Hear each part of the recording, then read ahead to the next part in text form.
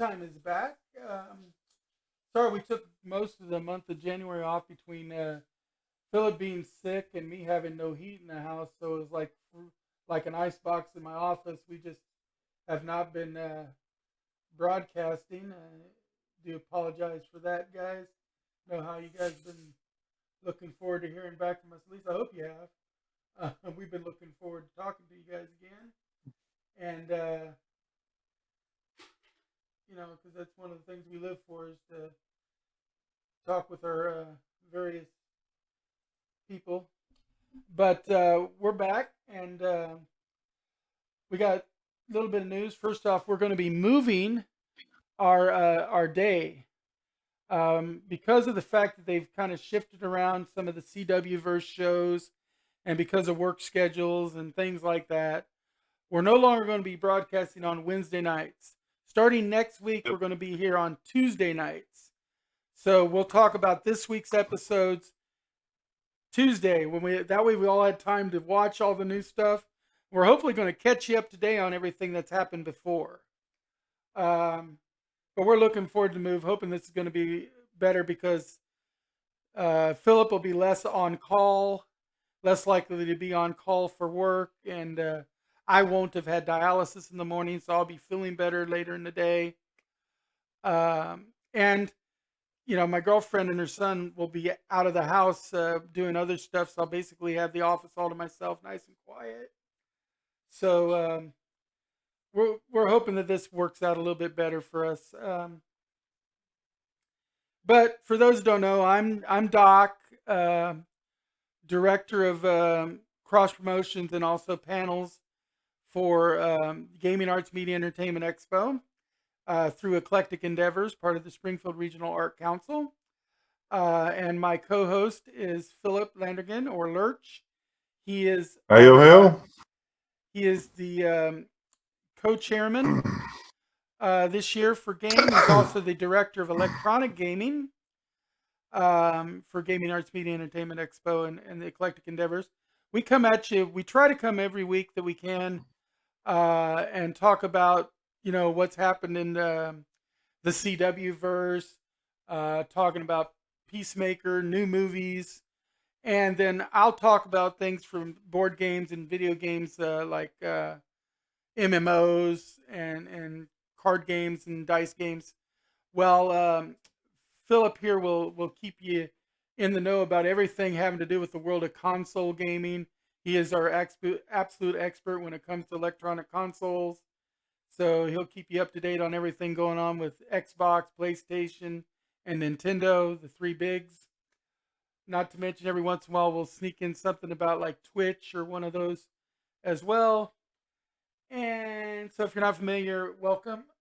We are, like I said, we took December off at the end of the year for various reasons. I was moving and, just for the holidays and stuff. And then we come back in January, did one show, and then we just haven't been here because of COVID rearing its ugly head. Hit Philip pretty bad, but luckily.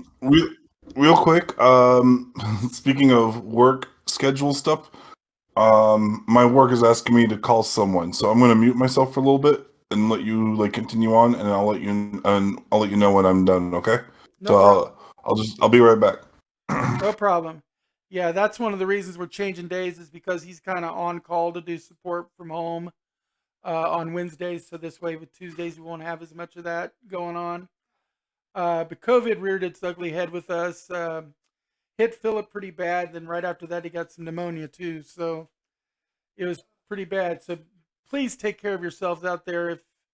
If you're going out around people, wear the mask. Make sure you get your vaccines.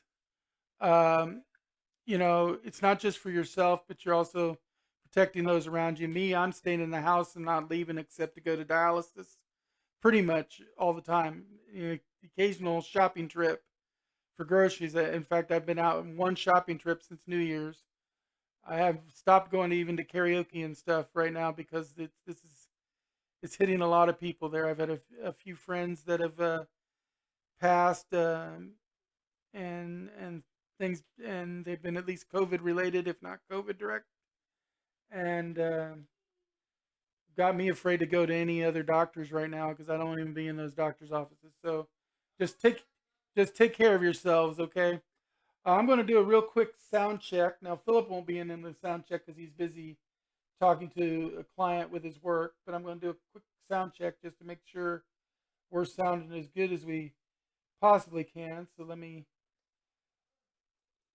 bring up that page here. Check 1 2, check 1 2, check 1 2, check 1 2, check it. I sound pretty good to me, and if I sound good, then Phillips should come through just fine. We're gonna go into Phillips' subjects here in a minute when he's back, but until then, why don't we jump ahead to one of my subjects? Let's see, once I find my mouse and get us back into there. As you can see right now on the main display screen, that's our website for the Gaming Arts Media Entertainment Expo. We will be having game this year, 2022, in October, back to our normal time slot, and this will be the last game. So this is our farewell game. It's going to be special. $10 gets you in for the whole weekend. There's no other day prices, nothing else. It's just straight $10 gets you in. We still need volunteers. We're going to try to bring you as much of the gaming goodness as we know you all love. Our electronic gaming area is going to be big. We're going to still have plenty of role-playing games, board games, card games going on there. So, hold on. And tell him not to yell. And I was I was asked to call someone. I was asked to call the IT tech over at one of our customers, and I got to their voicemail instead. So odds are they're going to probably call back in a few minutes. So I might have to mute myself again in a few minutes to answer the call whenever they call back. So we'll just continue on until that goes on, and then we'll deal with what we got to deal with. Okay. So we can go on, and I mean, maybe for change, since I may be getting a call here in a moment, if you want to start with your subject before I do my first subject. Yeah, I know I normally go first, but let's do this the other way this time. I was going over game real quick because they had the website up, but pretty much done with that. I am going to jump ahead to my first subject just in case he gets called away right away, and we'll reverse the alternation here. That's not a big deal. First one I wanted to talk about is a new one in Kickstarter out of the UK. It's called One More Quest. It is a role-playing game, and the tagline for it is, it's a role-playing game where you don't roll the dice, you throw them. There's actually a targeting system in the game where you roll the dice and try to hit this targeting area. It's not on any of the pictures on this page.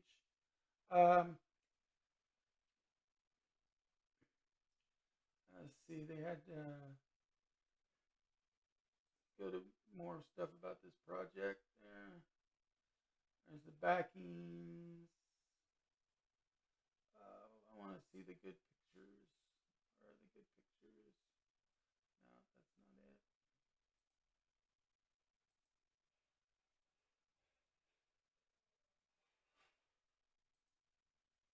There was a really good pictures thing. Campaign rewards. Here we go. Here's some pictures. And it makes this like this targeting system, and you throw the dice and try to get it to land in certain areas in order to activate your skills and stuff. And there's some things that go along with it, like like if you're a rogue, you can possibly throw from under the table as like a skill shot, or if like a barbarian, you can slam down on the table to try to change where you landed, and all these kind of things to make it interesting. And it uses a lot of humor in the game as well. Like the bad guys have servants that are manitars, not minotaurs, manitars. They're half cow, half man. Yeah. Wait, what? Half cow, half man? Yeah. Not minotaurs, manitars. Manitars. Yeah. Where did they But get Manitar from? I think it's just playing on the word minotaur, but man instead of men.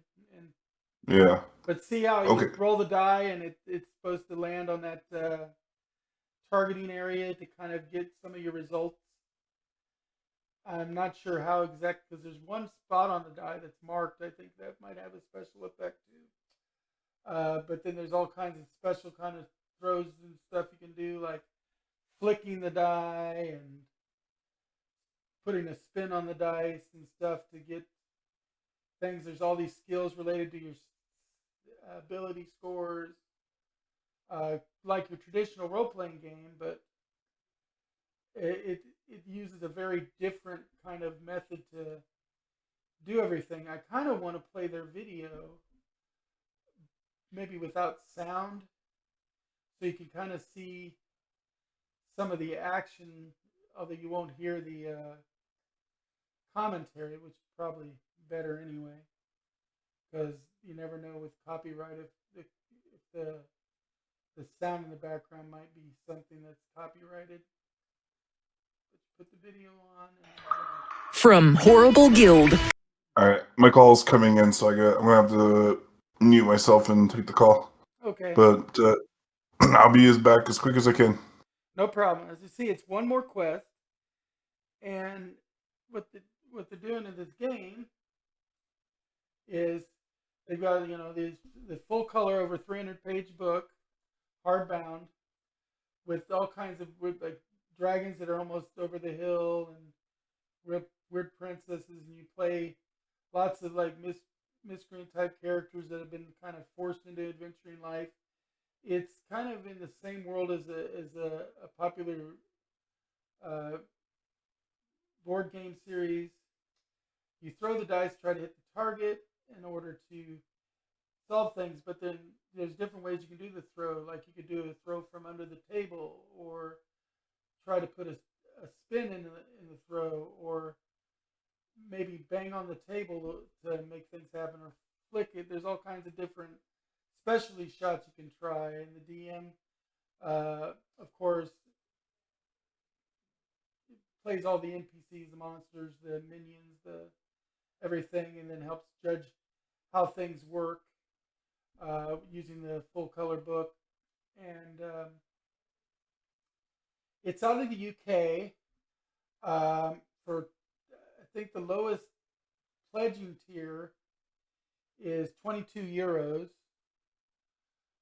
right now, something like that, which is for PDF copies of everything. Or for 65 euros, you get physical copies of everything. Now, you basically want to add like a percentage up from that, convert euros to dollars. So like 65 euros is going to be somewhere in like $80 range for US dollars. And they're supposed to have all kinds of different archetypes and different monsters. Like there's the Manitar, there's the remote control skeleton is about as reliable as an office printer, they said. I love some of the jokes they talk about. A black knight going through teen angst, puberty, whatever, they use a lot of humor in the game is one of the things I noticed. But I find it really interesting because of the different dice method. It is garnered 109,000 out of the 11,000 it needed in US dollars. So it's actually backed. It's only got 5 days to go. So if you want to get in on it, you want to kind of get in on it. Like I said, one more quest. The tiers is 22 euros, is about $26. That's your digital copy.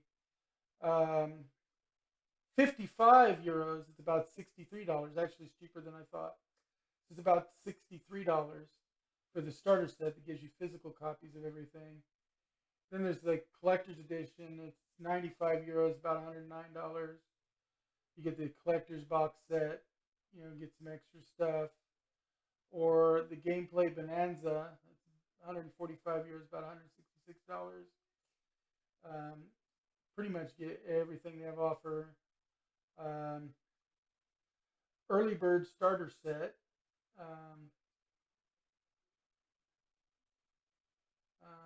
This one is probably out of this one. I don't know. Yeah, no longer available for that one. And Early Birds for the collector's edition is already out. Gameplay Bonanza for that. Yeah, all the Early Bird ones are already sold out as expected. There's only 5 days left of the Kickstarter. But it's really interesting looking game. The different mechanics and stuff, I think, makes it pretty cool. And the fact that it's covered already, you know that it's going to go through, because they were only asking for a little over $11,000 US, and they've made over 100,000. So they made almost 10 times what they've been asking for. Just shy of 10 times their asking amount. So if you want to get in on it, you got 5 days to do it. Looks interesting. Like I said, it to me it's all about having the new generation of role playing games and stuff are coming with more and more different ways in which to use the dice and stuff to do the random number generators. Because like we've talked about games here where you let the actions of your cat determine what's going on in the game. There's been spinners. There's been there's been boggle-like type dice pop things. There's been things where you use rock, paper, scissors or deck of cards to try to do the different adjudication of how the game works. And they've been doing alternate stuff like that since the role-playing game has been out. I mean, in the old Weird West game, they used One More Quest. Yeah, it's called One More Quest. Okay. But like I said, the major appeal here is the fact that besides the comedic aspect of the game, because they're using a lot of comedy in the game, and it's also a full color book, over 300 pages full color. But the different use of the dice, I think that's what makes it stand out. And that's what we've been doing a lot lately with new RPGs, is coming up with new ways to do the random number generations or the determining of skills. Like, for instance, there's been the game Dread is out there, and you basically play Jenga to do your skills. You know, every time you do a skill, you have to do so many pulls from a Jenga tower. If the tower falls, you fail. You know, we talked about a game here a couple of months back where the actions of your cat determined whether you were successful or not. So, like your pet cat was another player in the game. Kind of, you'd look over to your cat to see what that was. Wasn't that one that Greg brought in? For episode of November, I brought that in, but it was a Kickstarter, like Greg would have. But I brought it in. Yeah. Greg was really interested in it because we're all cat owners, so yeah. Every one of us has a cat, so we'd be all over it. Yeah. And in fact, I can't wait for that one to come out. I want to play it. Well, I think. I might have more pictures on my phone of the cat than myself nowadays. That's me. I have a couple of pictures of the cat and like no pictures of me.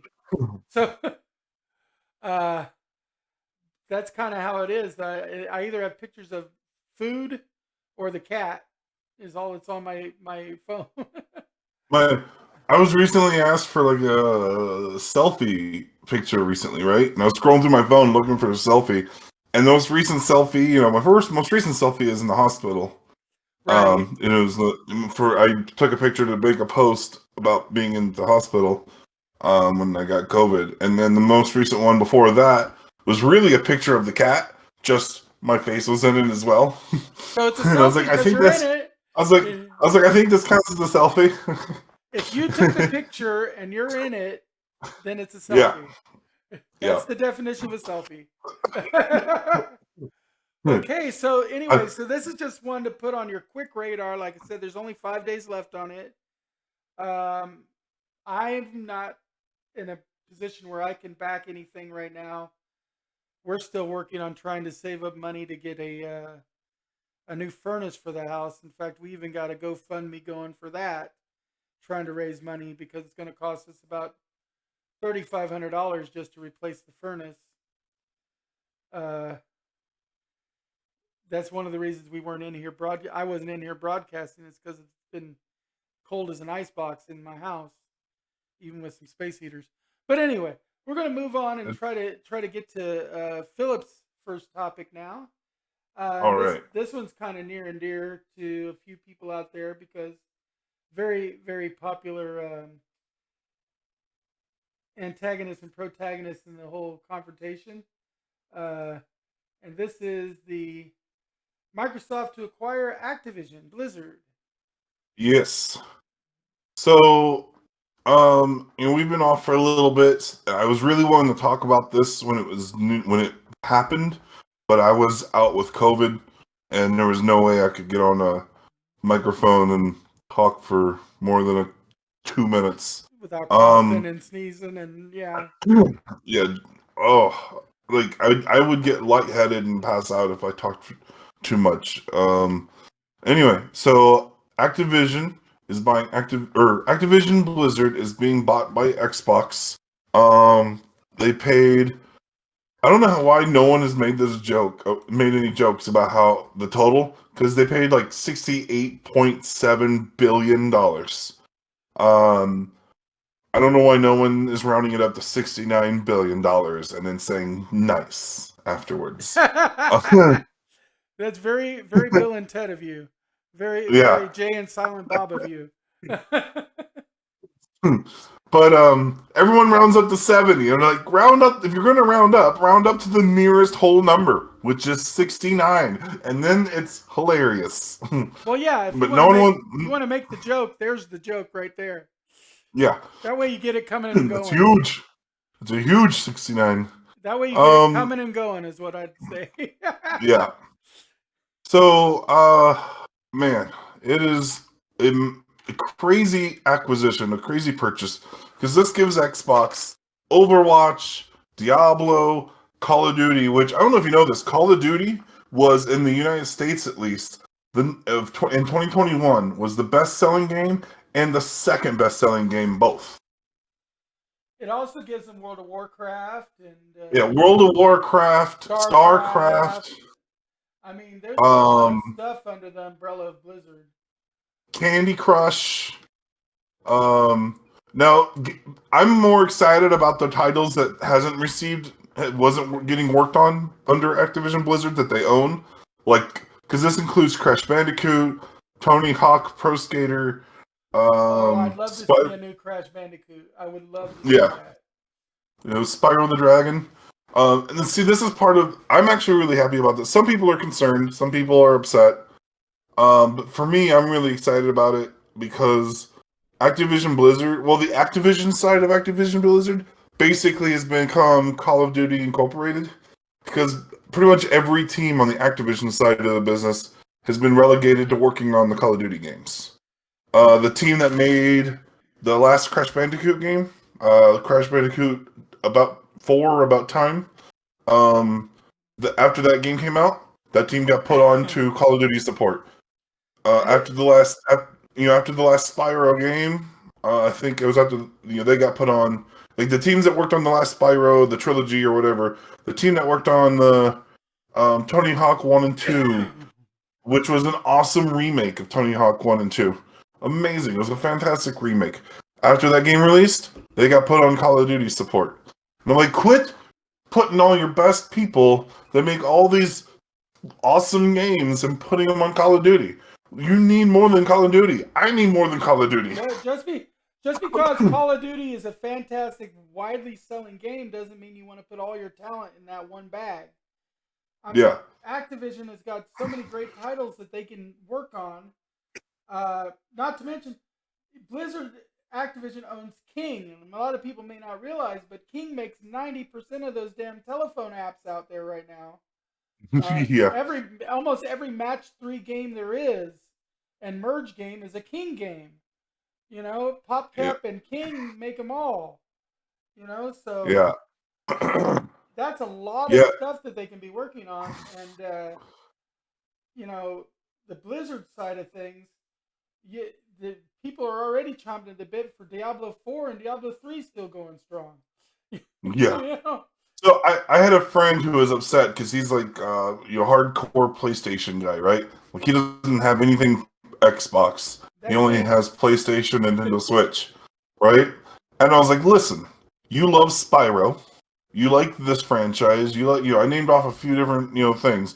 And I was like, none of those were getting made because the teams behind them was all working on Call of Duty, and you hate Call of Duty. So would you? So basically, by this happening, there's now a chance, no guarantees, but there's now a chance that those franchises will be revitalized and get new games. Oh yeah, Phil Spencer, Phil Spencer, the head of Xbox, has already said he plans on talking with the devs and finding out what they want to work on. And I know that these teams have been vocal about not wanting to work on Call of Duty. that'll But give that's us new what, Spyro, new Crash Bandicoot, new yeah. And Banjo maybe it won't Kazooie. get us those games, but at least the teams that were responsible for making those games in the recent past will be making something they want to make. And there's a big difference in letting creative people work on what they want Well, to they'll make, give you us know? those kind of action games, even if it's not Oh using yeah. those franchises. Because I mean, Yeah. back in the day, before Banjo Kazooie and Crash Bandicoot and all them came out, we had just a couple of titles, and then they eventually exploded into all these titles because these kind of developers were making stuff like Rayman and Mhm. Spyro the Maybe. Dragon and So yeah, I said to him, I was like, listen, would you rather no new Spyro game ever having a chance of ever coming out, or that it comes out on Game Pass? And he's like, yeah, at even first mine, he at first he was just like, I don't think I want it at all. And then like the next day he's like, all right, yeah, you if know it me, comes to Game Pass, I'm not an Xbox person either, but you know what? If it came to Game Pass and it was like a Crash Bandicoot, I'd be there. I love Crash Bandicoot. yeah. It'd be worth coming to Xbox for that. Doing some kind So of Xbox thing for that. Even though I don't allow Xbox in my house. You know, like they keep telling the 16-year-old he's not allowed to have one. now you know that Game Pass also works on PC. So if you got Game Pass, That's what you can just that's what we'd you probably can. do. Not every game works on PC, but over 100 games work on Right. PC that are available on Game Pass. Well, That's like the kid wants something from Xbox, and I won't let him have. They keep telling me no Xbox allowed in the house. You want PlayStation? Or here, I'll let you use the Wii U, but no Xbox. oh man. Oh man. Um. But So yeah, this has me excited on the front of we get some new fun creative games instead of. I mean, Call of Duty is fine, but I just want yeah, but Call some of more Duty creative stuff coming out. is down and gritty game, where Crash Bandicoot, Spyro the Dragon stuff is like you said, fun and creative, and Yeah, visually and then appealing to all ages. now, so that's how I feel about it as a gamer, right? As a consumer, that's how I feel about this acquisition. Is I'm excited about the possibilities of other games. Right. As an individual who's also concerned about developers' well-being, if you remember how much time we spent talking about how Activision Blizzard was mistreating their staff, sexual harassment lawsuits from the state, strikes are happening at Activision Blizzard, all this stuff. They're trying to destroy evidence of Right. harassment within the company. Xbox is reputed as one of the best companies to work for. So by They have Xbox a stepping in, they could possibly fix their reputation. They have a good rating. They have a really high rating for employee satisfaction at Glassdoor and other sites. I've seen there's a couple of people I like Alana Pierce, who is a YouTuber, and she also works at Sony Santa Monica working on God of War, and she does all kinds of things. And she used to work for Xbox, and she said she had a great experience at working for them in the past. So prior to this acquisition, the main investors behind Activision Blizzard were still still supporting Bobby Kotick, who is the CEO, who is like the father of all the harassment happening there. He's like fostering the harassment, in my opinion, and a lot of based on all the evidence that's coming out, he's the head guy that needed to be removed to improve the stuff there. Well, the information come out. They didn't quite say he's leaving Activision Blizzard, but the wording is he will remain as acting CEO until the end of the acquisition, which means he won't be the CEO anymore. Phil Spencer will be the CEO over all of Activision Blizzard. So they'll answer to him. Then he can go to Gamer Siberia after that, for all we care, because yeah. It is unfortunate that Bobby Kotick is getting a diamond plated parachute on the way out. I think he's getting somewhere in the ballpark of $300 million as he leaves. But you know what? It's a price to pay to make everyone else's lives better. Yeah. I'd rather he went to jail. Out of the industry. At least he's out of the industry, and that's the thing. If he wants to take that money and start his own company and try to do that shit again, people will remember his name, and hopefully people won't fall for his shit. And that's the thing. Yeah. You got to treat your people better. And like we said in our previous shows, we vote with our dollar bills. So the only way we can control idiots exactly. is to not support them. Yeah. And that's why actually I've been, and I know I'm just one person, and there's, it doesn't make a huge difference on an individual basis, but I haven't spent money on anything from Activision Blizzard since the lawsuit started and the strike started, since I first learned about these problems that Bobby Kotick transgressed upon his staff. So remember, you're not just one person. You're one person, plus you're a opinion on a web show that goes out to people. Plus, it's groups of one person like you that make lots of people. Yeah, so I'm at this stage not planning on spending any money on Activision Blizzard content until after the acquisition is complete, and then I'm probably going to end up going ham because I got a lot of stuff to catch up on at that point. I think the last thing I bought was Tony Hawk 1 and 2, which I bought I think just weeks before I learned about the problems happening. I've never played a Tony Hawk. No? Some of them are great. I used to like to play like summer games and Skate or Die on some of the older systems.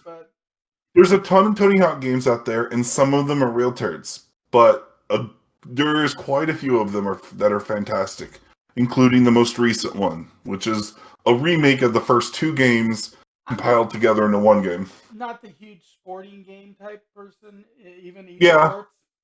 I did like I said, I liked summer games on the old ColecoVision where you got to play hacky sack. That was kind of fun. California games. Is that what you're thinking of? Yes. California games. Yes. I used to play the shit out of that with the surfboard and the hacky sack. Oh yeah. Yeah.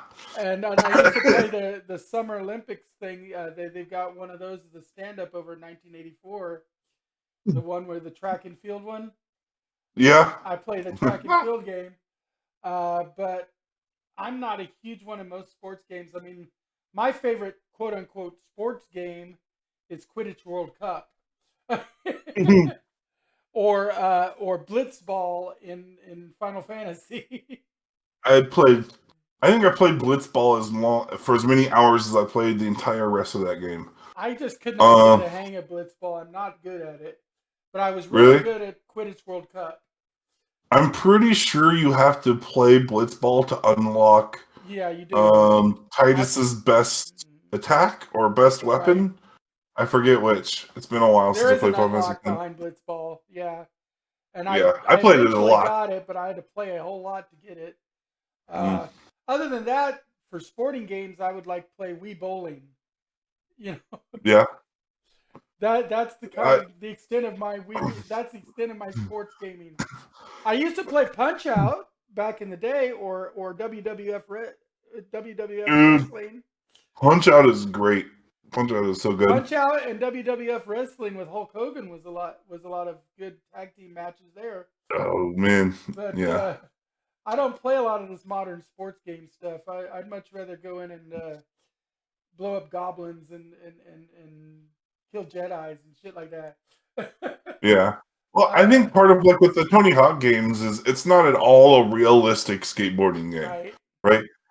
I don't think I have much fun with realistic skateboarding, but this is like a fantasy skateboarding. There's not like dragons and stuff in right. there, but you're able to leap 25 feet in the air and perform like 17 tricks by the time you land.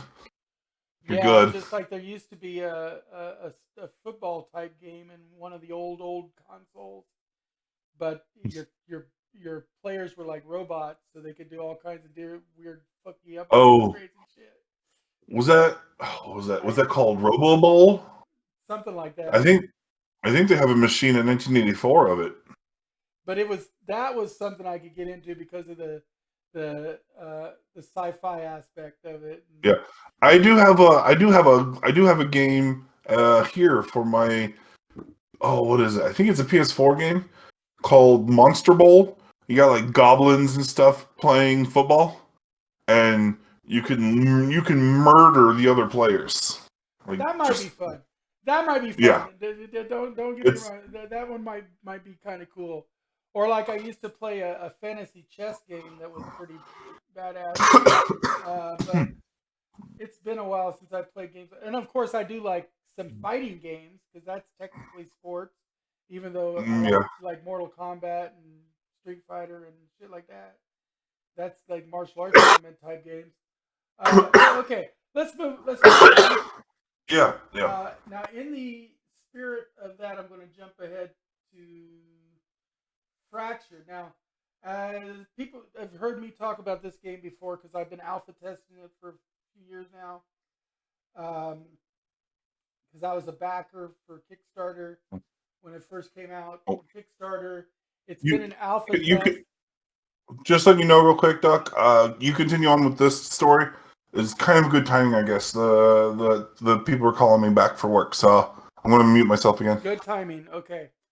Well, Fractured is a game I've been alpha testing, and you can actually see some footage of me on my YouTube channel playing the game a little bit. I didn't record any of this last weekend, although we did have an open weekend of alpha testing to stress test it right before they're getting ready to switch over from alpha to beta testing.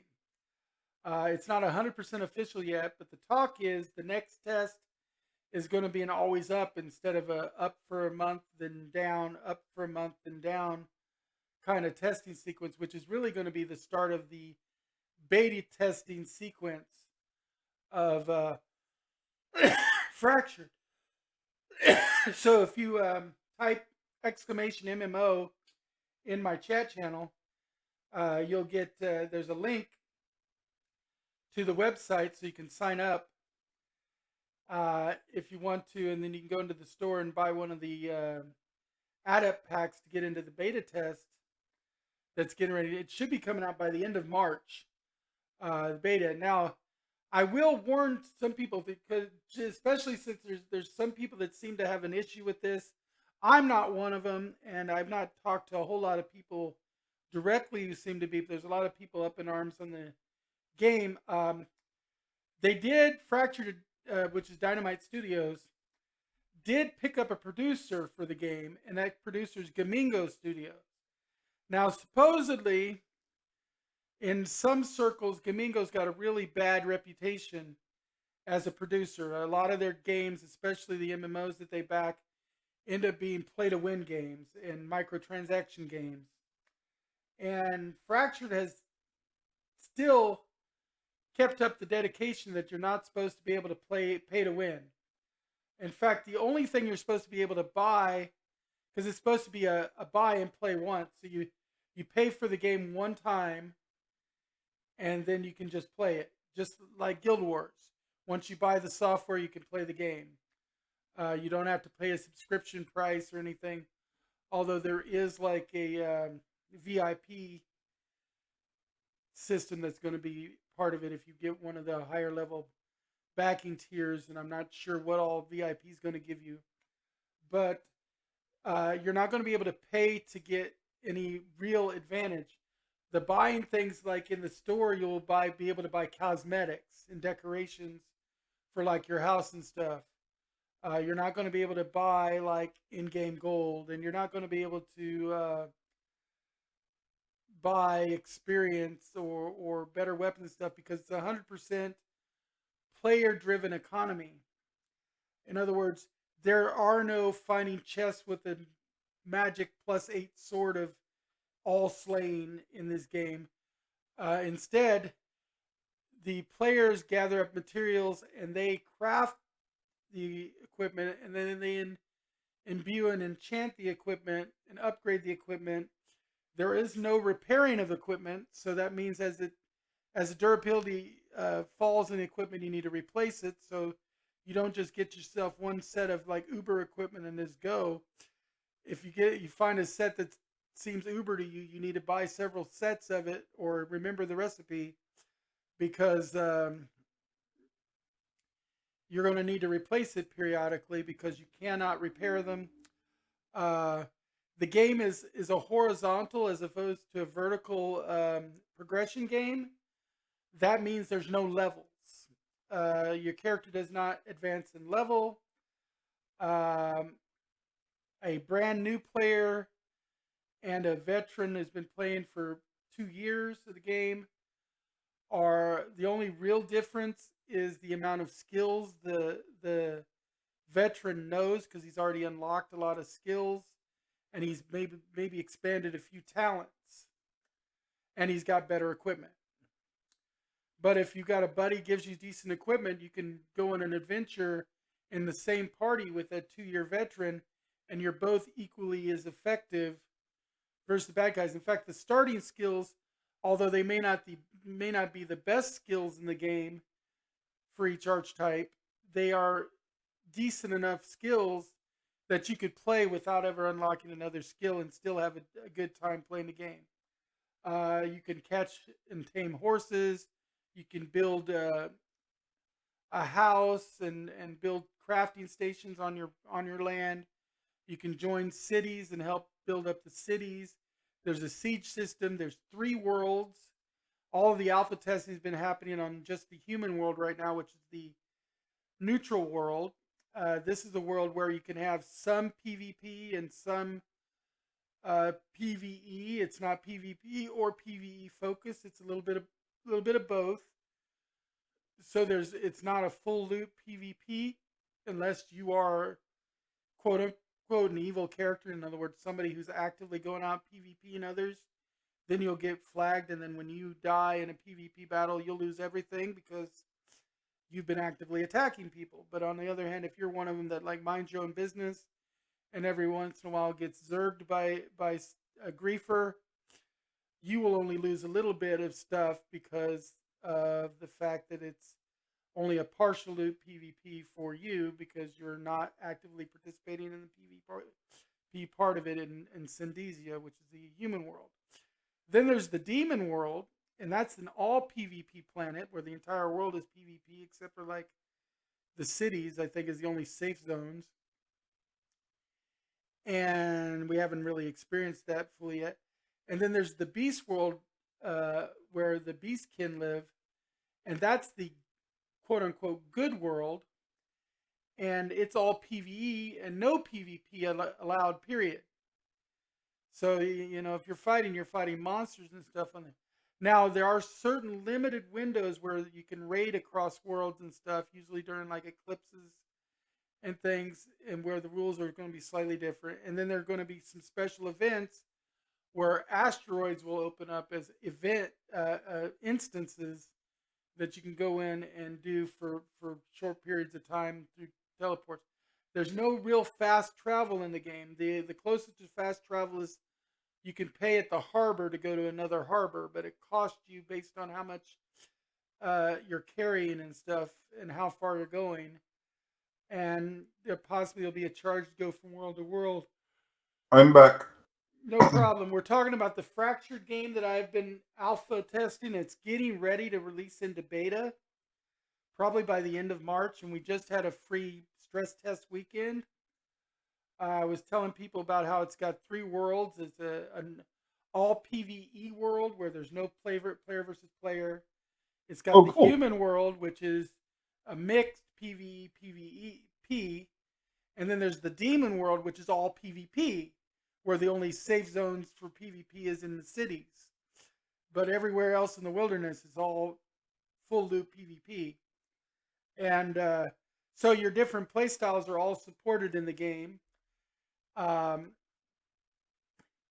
it's horizontal instead of a vertical progression game, so there's no levels in the game. Instead, you're just going around acquiring knowledge points to unlock skills and talents. You know, like for instance, you fight a monster and you fight him to a certain point, you could possibly unlock the ability to spend knowledge points to use one of his abilities. For instance, one of the first things you fight in the tutorial area as an arcanist is a spiderling. And the spiderling has the magic missile as its primary attack spell. You get the spiderling kill knowledge up to a certain percentage, you can unlock the ability to unlock magic missile for your own skill slot. Same thing, you fight wolves. Wolves have a bleeding strike ability. You get into a certain level of knowledge in there, you unlock bleeding strike. And then your character can use the bleeding strike ability if you want. You just got to spend knowledge points to unlock it. And you get knowledge points for discovering new resources, for fighting monsters up to 100%. After 100%, they give you no more knowledge points. So there's some to encourage you to go fight new and different things and not just grind on the same monster all the time. It's got brilliant graphics. If you go onto my YouTube channel, you can see some videos of me playing the game. I didn't take any video this weekend, but It's got nice graphics because the last I saw it was over a year ago. There's still the graphics they looked rough. still haven't gotten all the palettes going on, but if you look at, like, for instance, the animated giant spiders in this game are so nice and realistic, and they just look awesome. I mean, you don't want to meet this guy in a dark alley, this giant spider, because if you got arachnophobia, you might want to step back from the screen. But it's great how the game works, but like I said, the one main thing, the issue that some people might have before you go back in it, I will warn people that they have been picked up by the publisher Gamigo. And I guess in some circles, Gamigo has a bad reputation for turning all games into like pay-to-win games and then singing them down in the toilet. Because I guess they now control the Rift game and Trove, and they had Arcade was under them and stuff. And I guess some people had bad experiences with them. I don't know. I do know that as a new game developer, you sometimes got to go with the publisher you have available for publishing purposes. But supposedly they're keeping all creative control, so they're going to be keeping their promises. They're not going to make it pay to win. The only thing you'll be able to pay in like the store is going to be cosmetics. You're going to have to play to learn to win. It's not going to be a buy to win system. It's going to be a buy once and play forever game, not a subscription service, so it's going to be similar to like Guild Wars, where you buy the game once and then you can play it, or like Diablo, where you Yeah. buy it once and you can play it. You don't have to pay a monthly fee or anything. That sounds good. From what I understand, it's going to be all that. Um, there Yeah, is going to be a VIP. I was just pulling up some screenshots, Yeah. and these visuals look tremendously better than they did the last time I looked, which was like fall of 2020. If you follow that link I just posted in the chat, you can sign up to get updates and everything, and start building your foundation points, which will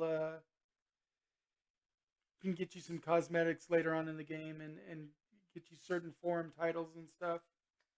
Um, like I said, the most of their incentive things are cosmetic in nature. It is 100% player-driven economy, which means you will not fight a dragon and open up a chest and find a +4 sword of slaying or anything. You will have the players make all the weapons, the players make all the armor, the players imbue and enchant all the weapons. They all have a durability score, and there is no repair function in the game. So they will all eventually break, and you have to replace them. So you can't just get one good set and go. You're constantly going to be changing out your equipment and stuff. I mean, it doesn't wear out like super quick or anything, but that just, it's not one of those where you can just get your ultimate set of equipment and then stand on your laurels. You're going to keep going. You got to remember that recipe for that best set of equipment and either make it yourself or pay somebody to make it for you. I just read this little blurb on their page Uh-huh. about why is Fractured Online unique. And I apologize if you already brought this up and I missed. But it says, defeat your enemies through your own skill and cleverness, not equipment or level. Is there no levels in this game? Like, do you not level up? You do not level up. It's a horizontal progression game. Instead of Interesting. levels, what you do is as you fight things, you get knowledge points. And knowledge points help you unlock skills and talents. So you get small little improvements to your character, but not levels. Okay. And the improvements are more about versatility than power scale. Now, equipment does matter. Okay, even despite what that blurb says, equipment is probably going to be the biggest equalizer in the game, because you can eventually get your equipment up to like +3, +4 level type of equipment, but which can have a real effect on your combat ability. But the thing is, a brand new person who just logged into the game and a 2-year veteran of the game can go out and fight in a party together and both feel like they're contributing to the battle. That they're not just like the veteran is not power leveling the newbie. The newbie is not holding the veteran back. They can both come in, and then if they give the newbie a good set of equipment, they can be even better. But the starting skills, although they may not be the best skills in the game, they're decent enough that you could go through the game without ever improving your skills. But one of the great things about the skills in this game is, like, for instance, one of the first things you fight in the tutorial quest for the Arcanist is a spiderling, baby spider. And its main attack is a magic missile spell that shoots like 5 to 8 magic darts that always hit. Well, if you reach a certain percentage of knowledge after fighting the spiderlings, you unlock the ability to learn the magic missile spell. Magic missile. Same thing if you fight the wolves, the youngling wolves at the very beginning. It's a starter quest for everybody, is to fight the wolves. You get to a certain percentage of knowledge in the wolves, you have the ability to unlock a bleeding strike, because the wolf's main strike is a bleeding strike. It basically causes, a bleeding wound instead of just a wound that does damage. It keeps kind of bleed damage. And so you use the knowledge points that you gain to pay for these unlocks, because once you get to the point where you've unlocked it on a creature, you can spend your knowledge points to actually put it in your skill book.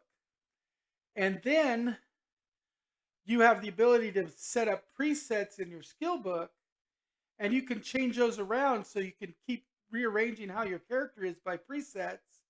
Every time you go to an inn and sleep at the inn's fire, you can switch out which preset you have. So you can customize your skill set based on what kind of creatures you're going to go hunting.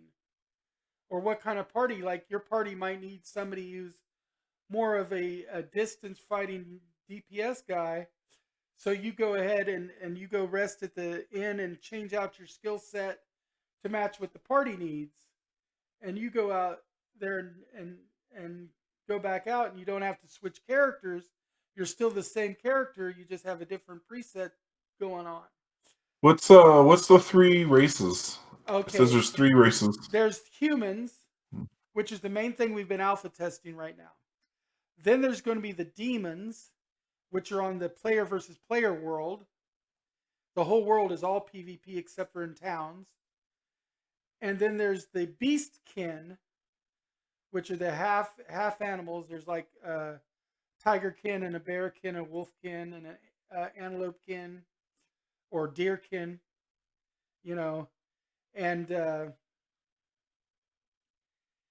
they're in the beast world, and that's the no PvP world. It's an all good world. You can only do player versus everybody, not player versus player. And then the human world is a mix of PvE and PvP. So it's not full loot PvP, it's partial loot PvP. So if you're not voluntarily joining in with the PvP, if you get killed by another player, you don't drop everything, you drop a couple of things. Oh, that's really interesting. But if you voluntarily join in the PvP and you get killed, you drop everything. Because you're actively going to try to hunt people down and shit.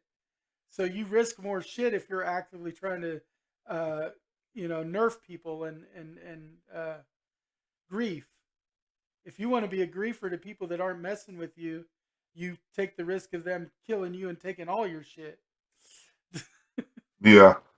And so it also I love the aesthetic of like demonic creatures, but I think if I played the game, I'd probably play as one of the animal ones, so I don't have to deal with the beastkin is what I'd mostly play too.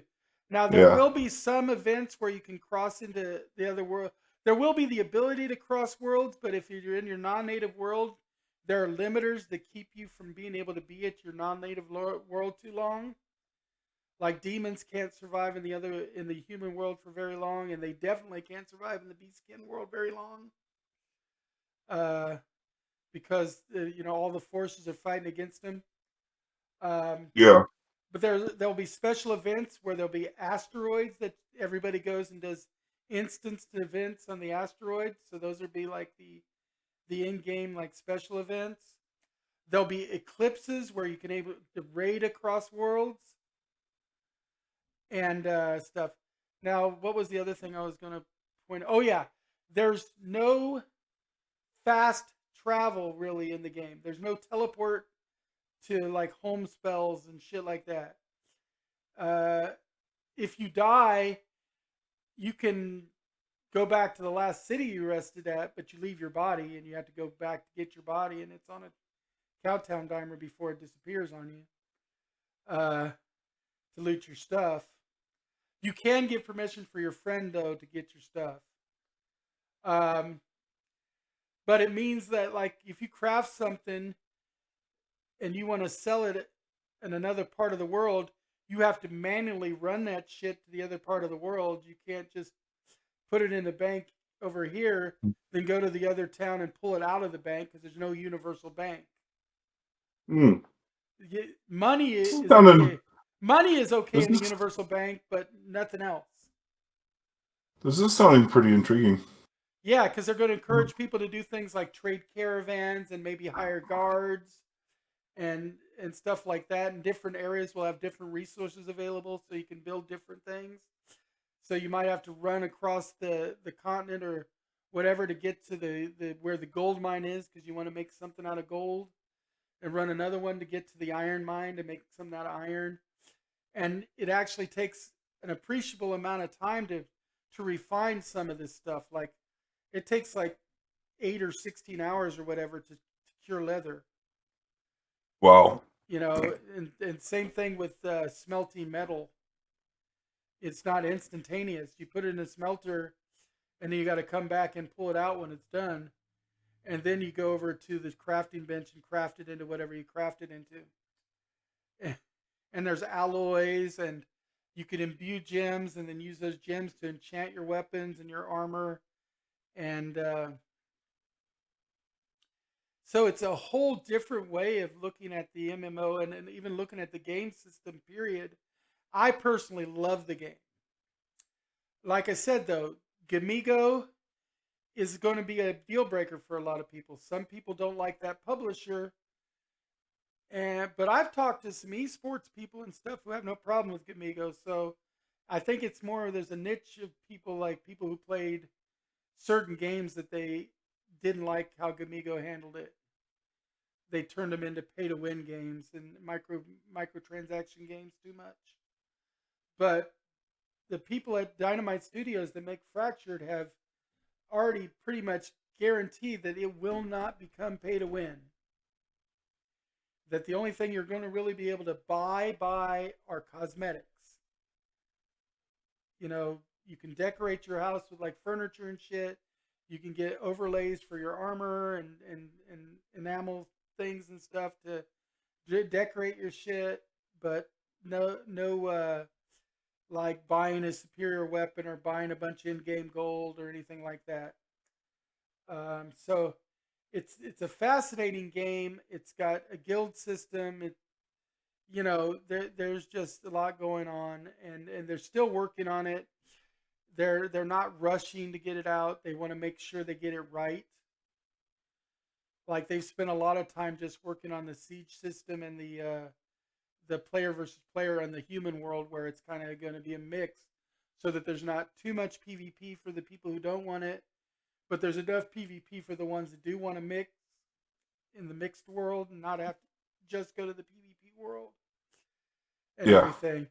But it's supposed to be going to beta. Well, officially the line is the next test will be an always up test, not a up for a month and down, up for a month and down test.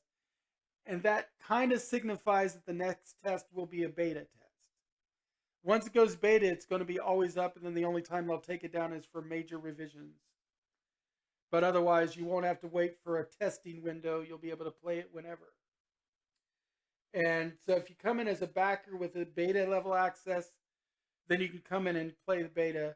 Also, you can watch and monitor the site and go and watch some streamers, and every once in a while they'll give away a free key for like a weekend or a test or something, and you'll get to be able to play for a short period of time on a free key. If you don't want to pay yet and you want to just try it out, it's just, you always got to remember that this is an alpha and beta testing. It's not a finished game. One of the things that you get, if you read the forums, you'll get a lot of complainers, but you look at their complaints, you're like, they're not realizing that it's not a finished game. They're complaining about a game that's not finished and trying to treat it like it's finished. Yeah. You got to realize when you're alpha and beta testing something, it's not in its finished form. So some of the things you're complaining about have no merit for right where you're at. It's like, for instance, someone says, oh, there needs to be more variety of stuff. Well, they're not going to make all the variety available in the alpha test and the beta test. They don't want to muddy the water by testing every little tiny piece of equipment they can ever think of. They're going to put broad strokes and test those, make sure they work first. Then they'll bring all the other stuff in. Just like we're testing now with just humans. They haven't even brought the demons or the beastkin in yet. Why? Because they want to make sure the humans are right first. And then they'll bring in the beastkin and the demons, and then make sure those work. Yeah. Because you got to remember that's pretty cool. Anytime you beta test, that's just something you have to deal with. How much longer is it going to be in testing? Do you know? They're not giving an absolute, but they are hopeful that they can actually be in release by the end of the year. I think that's a little bit too hopeful, but it might happen. Yeah. I'm not gonna get into the testing phase. I just don't. I have so many other things I'm doing. I don't have time to get into testing a game that I'm somewhat have some interest in. So, but when the final game comes out, I'll give it a closer look. It does sound very intriguing. I like some of the ideas that they've got going on here, and the images that I was looking at look pretty cool. The artwork is solid. I mean, even though a lot of the biomes look pretty similar right now, really we're only dealing with one continent and alpha testing. It's not like they brought in all the extra textures and stuff yet. Yeah. They don't have the dedicated art people bringing everything into the test. They might be working on it, but that doesn't mean they've uploaded it all to the test. Yeah. Yeah. Like for instance, the next continent and Syndesia, because each world is supposed to have 3 continents too. Yeah. And I know the next continent they're supposed to be bringing out for Syndesia is going to be an Arctic continent, so it's going to have more ice flows and shit like that. So it's going to be another different kind of biome. And that's always one of the things I find interesting about these games is the exploration part of it. And this game really encourages the exploration. So, but anyway, that's enough on Fractured. We're already at 9:08. Let's go to your subject. Yeah. Is a PlayStation 1. Let me see. Where is it? Yeah. Right there. Bungie is joining PlayStation. Yeah, so similar to the other story, this is another acquisition. PlayStation bought out. Yeah. Some people out there mistakenly are considering it a clapback. A response to the Xbox because it was 1 week later. However, it was announced 1 week later. This PlayStation buying Bungie has been in the works for 5 months, they say. The PlayStation Bungie are saying. Which, that's how these things go. These things take several months. There's been a lot of major acquisitions going on in the past few months. I mean, it's not I mean, PlayStation, Xbox doing Activision and Bungie. Yeah. Last year, Xbox bought Bethesda.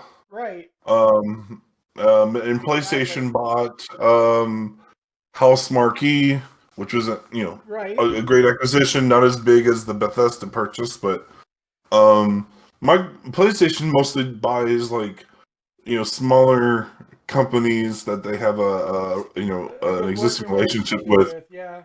And Xbox is like buying whole publishing companies, so they have their stuff.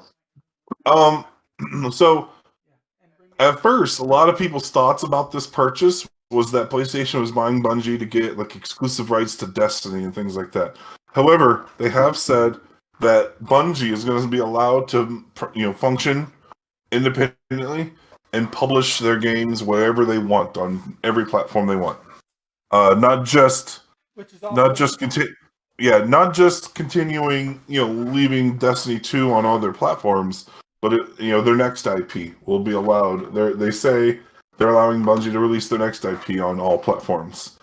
The main reason why PlayStation has purchased Bungie is to make use of their expertise in building multiplayer, and their experience in multiplayer, multi-platform infrastructure. Because I don't know if you remember or aware of this, Destiny is cross-platform play, so you can play on Xbox, PC.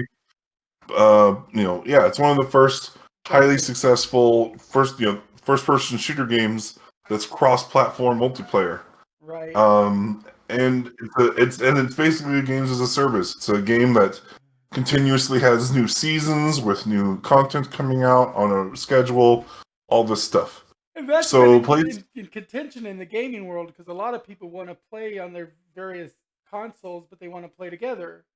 And Destiny is one of the first games that allowed them to do that. So PlayStation wants to make big use of that expertise. Mm-hmm. And since they've made the purchase, they've also announced that over the next few years, they're wanting to release 10 service games, games as a service games. Now, that I don't doesn't know mean what that those.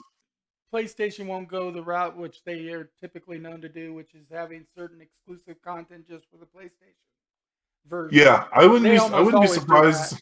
They almost always I do wouldn't be that. surprised if there's some sort of. I'm sure that with the Bungie stuff, they're gonna have, some kind of PlayStation additional benefits. However, it works. Right. They have a lot of options. Maybe they make the PlayStation version cheaper, or maybe the PlayStation version has extra skins or extra content, or who knows. But I'm sure they're going to do something to help benefit people to do things more on PlayStation than on than on other platforms. But that's kind of the big thing. It was a big shock. And something I was thinking about that's really curious, that's kind of ironic, I guess. When PlayStation first started back in the 90s, Crash Bandicoot and Spyro were the mascots of PlayStation. And now Xbox owns both of those characters. They own Crash Bandicoot. Bungie created Halo, which is, of course, which is the mascot is still of Xbox, and PlayStation has bought Bungie. Now, what a weird time. Completely non sequitur, but this kid just brought me my dinner, and this looks like it's freaking 500 pounds of lasagna here. Let's see if I can get a picture. Don't tilt it and pour it out. I've seen people do that so many times. I'm tilting the screen so that my camera can see it. Yeah. I don't know if you can see it or not, but that's like 500 pounds of freaking lasagna. What do you think I'm doing? Eating for 12? Oh my god. There's so much lasagna on this plate, it barely fits. I think I heard the plate crack. Right?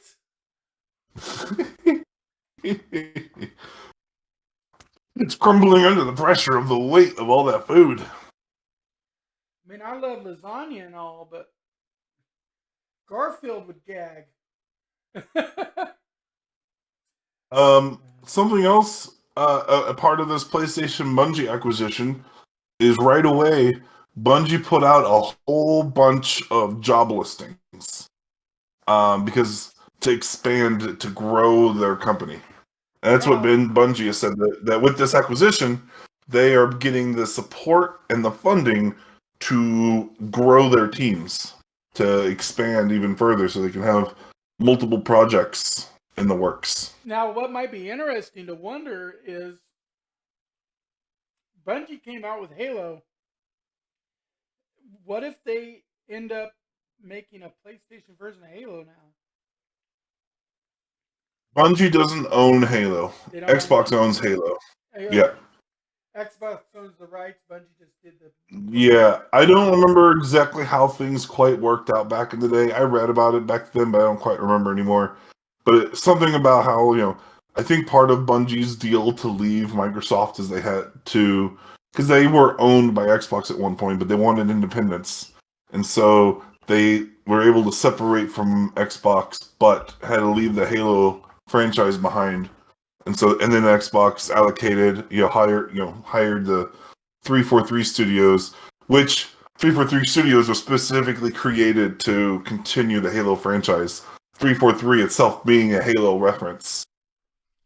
So basically, the IP had to be surrendered in order to cut ties.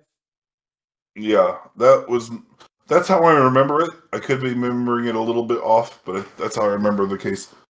And they were done with Halo, so it wasn't that big a thing. They didn't want to do Halo anymore, and that was part of why they wanted to leave. Is Xbox back then wanted them to keep doing Halo, and they had new ideas. So they made Destiny, which is basically, if you look at it in a certain light, is in a way basically Halo, but with a new skin in a game as a service.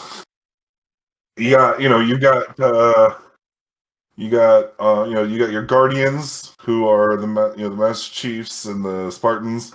You got your elites, which is like the Covenant, are like characters, which are, how would they call them? It's been too long since I played Destiny to remember the correct names of things. But they have a lot of similar enemy types and stuff. There's a lot of similarities between the two franchises. At least there was in Destiny One. I didn't play Destiny Two. Well, you got to think a lot of games within the same genres are really just reskinned versions of each other. Mm-hmm. I mean, really, when you come down to it, even like for instance, Spyro and Crash Bandicoot, you're just swapping out the main character, but they're still doing a lot of the same kind of adventure. They're just But anyway, um, so yeah, I guess that's about all there is to say right now about that. It's just a curious exchange is happening. It's kind of I'm unclear on exclusivity now because they're talking about Xbox letting Call of Duty remain multi-platform, but I don't know if that's forever or just for the next couple of games because Xbox did say they were keeping all existing contracts, which is interesting how Xbox is now publishing PlayStation exclusive games like Deathloop, and I think Ghostwire Tokyo is going to be a PS5 exclusive, even though it's being published by Xbox through their Bethesda branch. It may not stay But exclusive. yeah, it probably won't be permanently exclusive. It'll probably come to Game Pass in like 6 months or a year or something. Yeah. Okay, well, on to Yeah, our next thing. yep. On to the next thing. Okay, this one I noticed in passing on Facebook was saying this because it's getting ready to come out. It's another MMO, and it launches for availability on the 11th. So, as it says, embark on an odyssey for the lost ark in a vast, vibrant world. Explore new lands, seek out lost treasure, and test yourself in thrilling action combat in this action-packed, free-to-play RPG. So this is a free-to-play RPG that they're advertising on Facebook was advertising it, but I think it ends up being on a Steam engine or something when it's all said and done, or it might have its own launcher. Um, the developer is Smilegate RPG. It's published by Amazon Games. Amazon Games. Yep. It's probably why Facebook is advertising it. So it might even just go. You might be able to play it directly on Facebook once it launches. I thought I heard that Amazon Games was shutting down. Maybe not. I don't know, but this one says this one was published by Amazon Games. So is it already out? it releases like in 3 days. Okay. Because it releases on the 11th, 2 days. Today's the 9th. I just saw it in passing, and so I thought since it was a new one, it's free to play. Might as well just bring it up as a little incidental. Not a lot of things to say about it. I'm going to be giving it a try, maybe. So I might come back with a report on it, say how it is. Some of the images look pretty cool.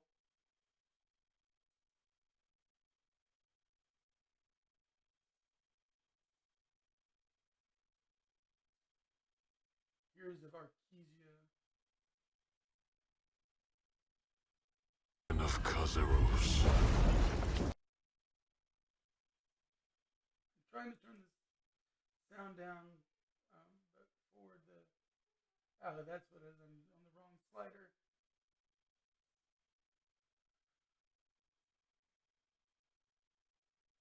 Very cartoon anime-ish, but grimdark.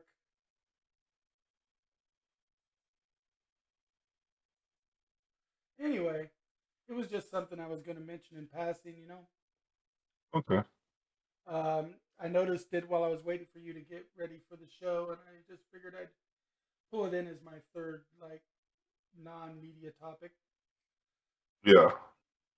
And then we've got your last non-media topic with Nintendo. Yes. And this one's got you super excited. Oh my gosh. Okay. So Nintendo had a Nintendo Direct today, and it was hard finding like the best link to share with you because like different people consider different announcements bigger than big to them or not. Right. So there was a lot that was announced. It was a 40-minute show, and there was a lot there. It was great.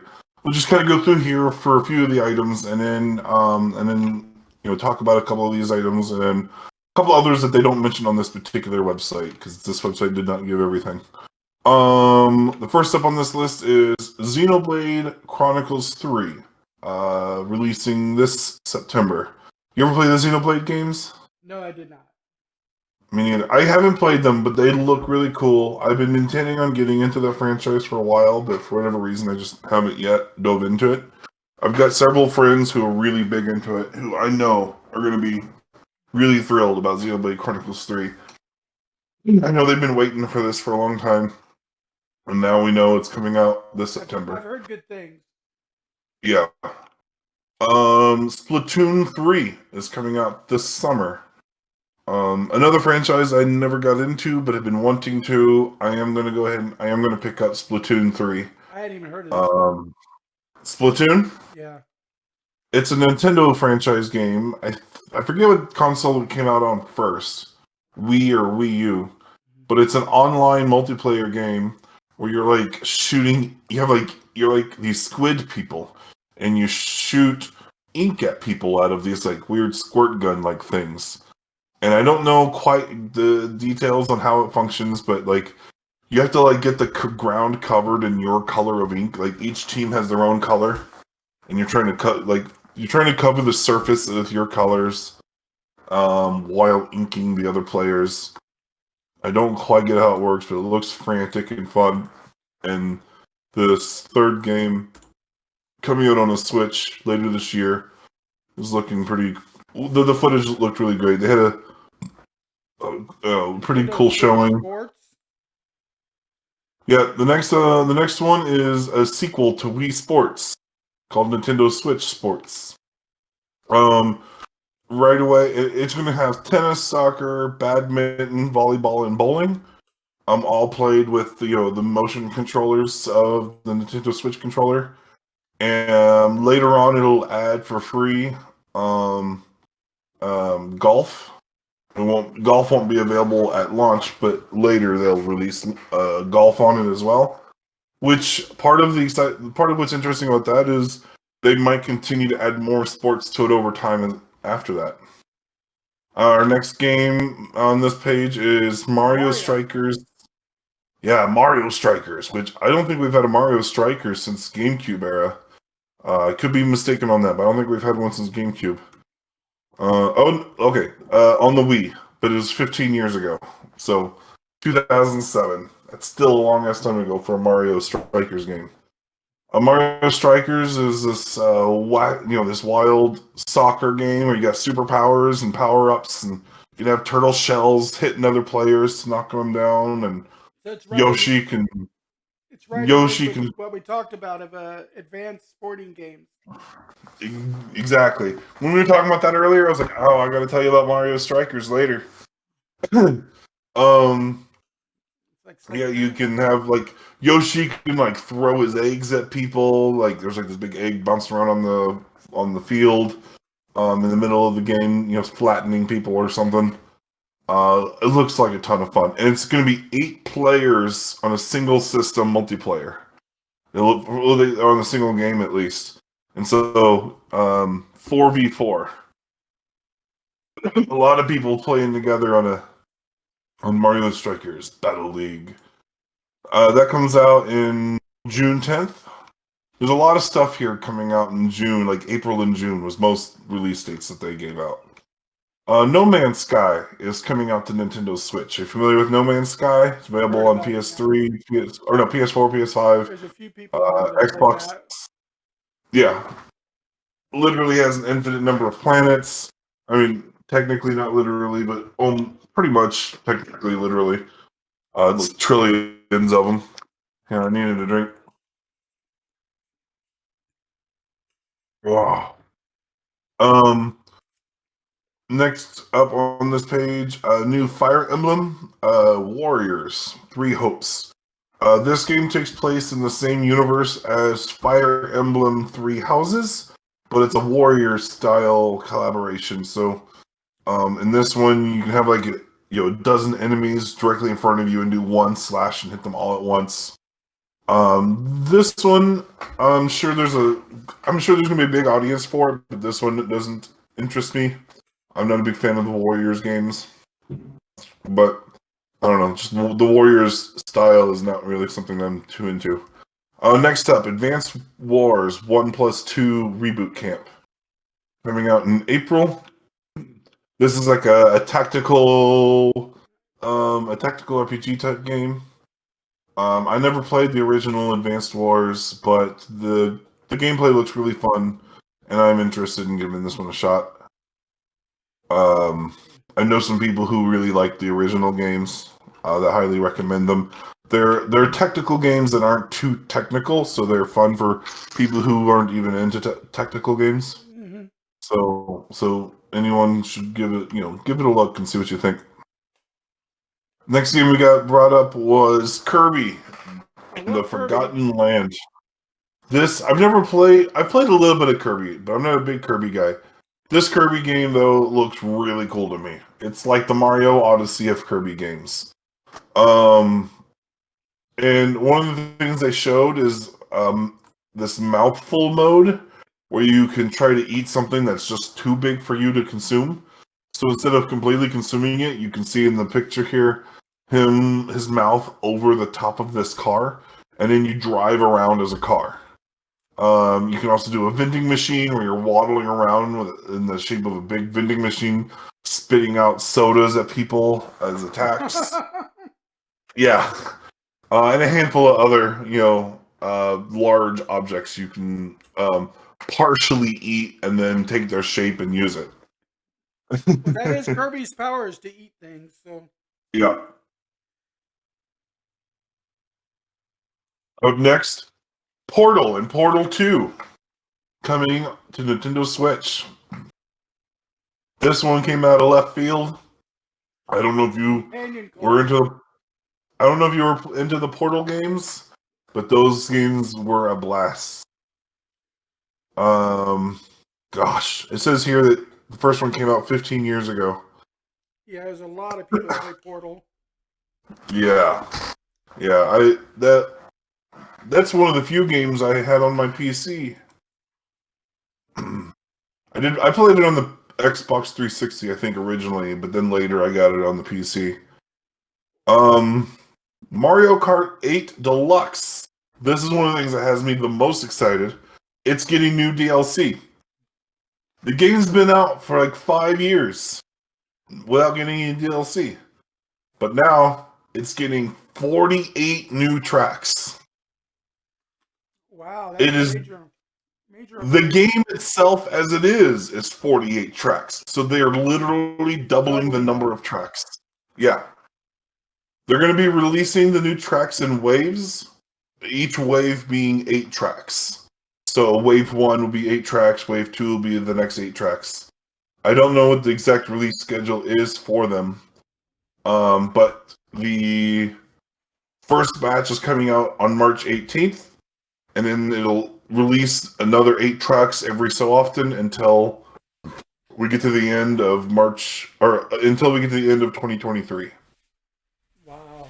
Which was awesome. I love Mario Kart 8. About 45% of Nintendo Switches sold 500 pounds have a Mario Kart 8 sale. I don't know if you know that, but Mario Kart has like a 40% attachment rate for Nintendo Switch sales. Right. It's crazy. Then they're going to do a Metroid Dread update?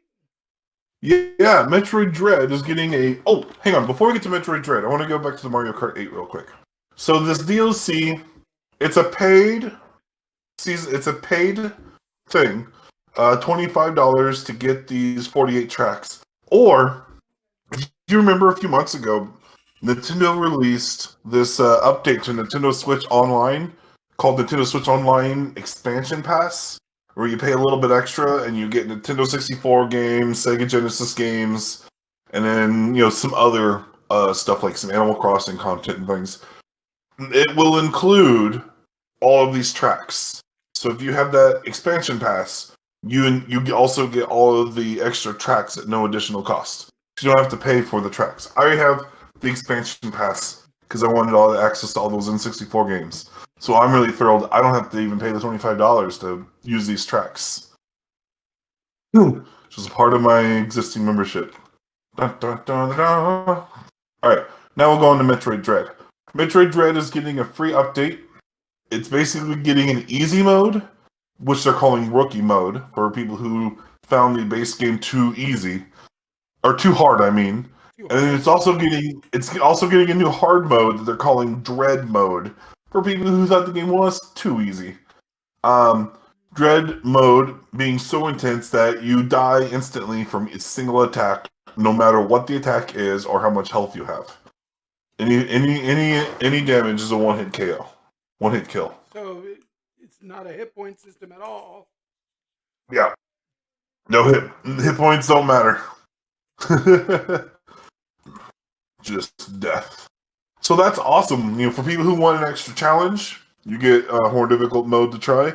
For those who wanted to play the game but just found it too challenging, they get the opportunity to finally play. And then they're also releasing a new boss rush mode, so you can just play it and just play through all the bosses. And I think that's all the things. It looks like that's all this particular website has. But trust me, there's a ton more things. Give me a second. One of the other things, they are releasing Earthbound and Earthbound Beginnings is coming to the Nintendo Entertainment System's online system. The Nintendo Online service. Nintendo Direct. Yeah. Oh, not Nintendo Direct. Nintendo Direct is the show that they put on. The Nintendo Online service where you can play NES games is getting Earthbound and Earthbound Begins. Or Earthbound Beginnings. And that one has me pretty excited. I was wanting to play the Earthbound games, and finding a cost-effective copy of it today is challenging. Let's see here. Front Mission First is getting remade for Nintendo Switch. Front Mission 2 is also getting remade for Nintendo Switch.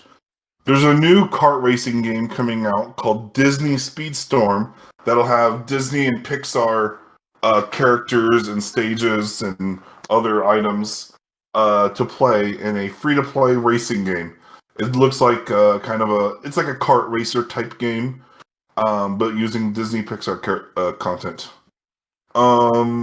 Star Wars The Force Unleashed is getting remastered for Nintendo Switch. Assassin's Creed Ezio Collection is coming to Nintendo Switch. SD Gundam Battle Alliance is coming to Switch. This one has me excited. Chrono Cross is getting remastered for Nintendo Switch, coming out April 7th. Did you ever play Chrono Cross? This is an old PS1 game. A while ago, yeah. Yeah. I never got to beat it. Like, I borrowed it from a friend when I was, in the PS1 era. I borrowed it from a friend. I played it for like 30 hours, and then that friend took it back, and I never got to play it again. At some point I should have bought it, but by the time I got to where I was able to buy all the things I wanted, I didn't, choose my games I buy. I didn't. It was, many years later. Right. Something curious. MLB The Show is coming to Nintendo Switch. The baseball game Yeah, we'd heard about that before. The baseball game made by Sony, made by PlayStation. Uh-huh. It's now going to be multi-platform across Switch, Xbox, and PlayStation. No, it used to be a PlayStation exclusive because it was developed by PlayStation, but now it's going to be on all three platforms. Like last year, MLB 21 was on Xbox Game Pass and on PlayStation 4 and 5. But now this one's going to be on all 3 platforms. Not only is it on all 3 platforms, it's cross-platform play, so multiplayer. People can play against each other, so someone could be playing on their Switch versus my PS5 or whatever. And cross-progression. So you can have one save that you play. If you own if you own it for Switch and you own it for PlayStation, you own it for Xbox, you can continue the same game save across all 3 platforms. Times are changing, man. Yeah, major. Like, I'm not super into baseball video games, but cross progression across all 3 game platforms like that. That concept is great. Yeah. Yeah. Moving on, Klonoa Fantasy Reverie. Those 2 games, the first 2 games of that are coming out to Switch. Reverie? Yeah, Klonoa Fantasy Reverie. Yeah. The first 2 games of that are being remastered and coming out on July 8th. Live, which is like a 2D HD or HD 2D whatever RPG type game that was only in Japan for like the last 20 years is now finally coming out on the Nintendo Switch, coming to America for the first time ever. Let's see, there's a rhythm game they announced, Taiko no Tatsujin Rhythm Festival. Coming to... You're saying there's like a whole bunch of stuff coming out in a little bit of time. Yeah. Oh, Triangle Strategy has a new demo coming out. You can play the first 3 chapters of the game, and your progress on the demo will carry over to the final release. Cuphead, The Delicious Last Course, confirmed for Switch, launching in June. Let's see, I mentioned Earthbound. Zombie Army 4 Dead War. I don't know if anyone cares about that. Gitsu Fumaden Undying Moon, Demon Slayer, Kimetsu no Yaiba, Lego Brawls, and 2 Points Campus. Those last 2 things, I don't know. Maybe people have an interest in them. I don't know. So I just ran through those last few items really quick. Yeah, the Triangle Strategy looks really cool, and I'm always excited for more Cuphead. So, yeah, it was a huge thing. It was a huge reveal, or huge. What's the thing I'm looking for? Huge set of announcements that really got my attention today. Nintendo event. Mm-hmm. All right. Well, let's see. Let's go on now. First off, we've got my selection from the vault. And because of the recent release of Ghostbusters Afterlife, what better movies from the vault than the original Ghostbusters? I mean, we got our boy, the giant Stay Puft Marshmallow Man, there walking down New York with our heroes right in front, blasting away with their proton packs. Probably one of the most recognizable film franchises in nerd culture. I mean, we here in the Ozark area, we've got Ghostbusters of the Ozark. We've got our own couple of ecto vehicles that drive around town. We've got an ecto car and an ecto ambulance that have been in the area. If you've been to Game and VisionCon and seen their booth, they have a giant blow up Slimer. They've got the Vigo portrait, video games that based on it. And what's funny is the real Ghostbusters was originally a cartoon that had nothing to do with the 4 characters in the cartoon in this show. Originally, the real Ghostbusters was these other characters with this ghost possessed car that drove around. and stuff. And everybody forgets about that old cartoon because after this set of movies came out, then they came out with a new set of cartoons based around these real Ghostbusters. And of course, the true Ghostbuster mascot came about, which was Slimer, of course. And now, fast forward to today, we've got Ghostbuster Afterlife, when we have the grandkids of Egon Spengler uh, fighting a version of Slimer called Chomper, I think is what they ended up naming him. Is a little bit, he's a variation on the Slimer ghost, but where Slimer eats anything and everything food, Chomper eats anything and everything, period. You know, he's like the bars to a cage, eats them. Fire hydrant, gnaws on it. You know, he eats everything. Yeah. You've got the advanced level Ecto 1 with the freaking gunner seat that pops out, and a remote control car trap that can follow around and capture ghosts using the old remote control car controllers, the RC controllers.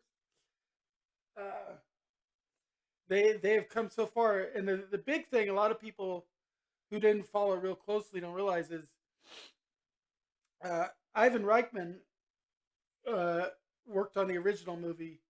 Of course, a lot of the writing and stuff was Dan Aykroyd and Harold Ramis, but the production or direction was Ivan Reichman.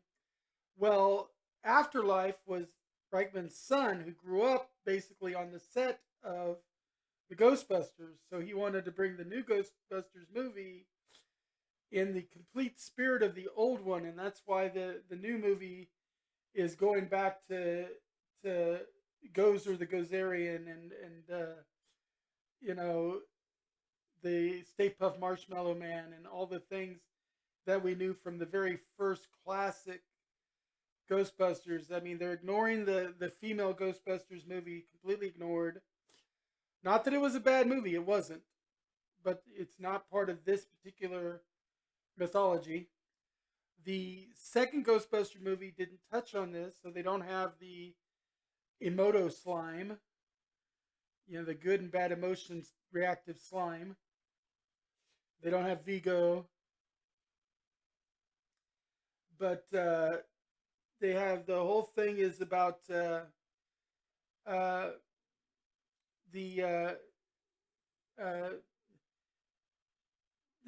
I can't remember the guy's name, but though the architect that originally developed the first building in the first movie actually turns out that he designed the entire town where these guys moved to, and that the special metal that everything was made from is mined in a mine nearby, and that's where Gozer's spirit is locked up. And so it comes full circle. So what better movie to harken back to and to tell the new nerds out there to go back and see than the Ghostbusters? If you like Ghostbusters Afterlife, you got to go see the originals and see our boys in action at the first time when Bill Murray is cracking you up with his one-liners all movie long. Oh, Zuli, you nut.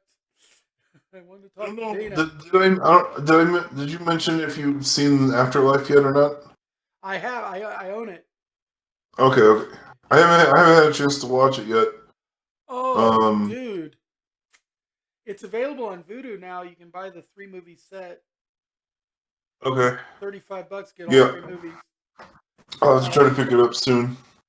It's just, I mean, it's one of them I had to have. But I'd watched it on a camcorder version before that because I had to see it and I didn't want to go out in COVID. It might be a little bit. I just I have I pre-ordered Horizon Forbidden West for $200. Got the collector's edition. If it wasn't for COVID, I'd invite you over to the new house to watch it on the 58-inch. And I was going to say, I pre-ordered that before I got COVID, and now I got, some medical bills to pay. Right. Yeah, Kilvid. Oh, It's not COVID. It's Kilvid because this new one, when it's hitting people, it's hitting them pretty bad. yeah. The newest strain is. Omi- I've heard some have. Omicron. Yeah, I've certain some people have like shrugged Omicron off like it's nothing, but those that Yeah. end up going to the hospital are flat out on their backs. My doctor says 1 out of 3 people who catch Omicron have it really bad. Yep. And I happen to be one of those 3. I got it really bad. Yeah, and then you followed it I up with pneumonia because you're an overachiever. well, apparently that's extremely common. Yeah. That's with COVID is to get pneumonia, No, from it too. So I just I'm now you. I'm now cleared on the COVID part, but I still have pneumonia. Right. And this pneumonia might take a while. Right. From the sounds of it, the doctor already said, I have this special like powder-based inhaler, and some kind of dust I have to inhale, and I have like 15 days left of it, and I have another. They ordered me another one for another 30-day dose. So it sounds like I'm gonna have to be doing this for like another 45 days. That sucks, man. Or longer. Anyway, so we're gonna rush through and get through some of the. Yep. I don't think we're gonna fully catch up on everything this week, but that's okay because since there's no new CW verse this week or next week, we can do some more catch up next week. That sounds like a plan. Because the next CW verse stuff doesn't come out until the 22nd, 23rd, so that's 2 weeks away. So I mean, there'll be new Peacemaker and stuff, but we can touch on the rest. So I'm going to jump ahead out of Ghostbusters. This is just a mention for people who are interested. I'm not watching it myself yet, but the Pennyworth show that came out, I think it was on Spike or FX or one of those channels, is now dropped on HBO Max, so you can watch it on HBO Max. And of course, that's the prequel adventures of Alfred Pennyworth before he became Batman's notorious butler. And it also features Thomas Wayne in it. So that's something to check on. But like I said, that's just going to be a little aside. Okay. In the CW verse, you know what? We're going to hold off on talking about the CW verse period till next week, probably. Okay. Peacemaker, on the other hand. First off, and then we're going to talk about the elephant in the room with Peacemaker, and me and Phil have already talked about this.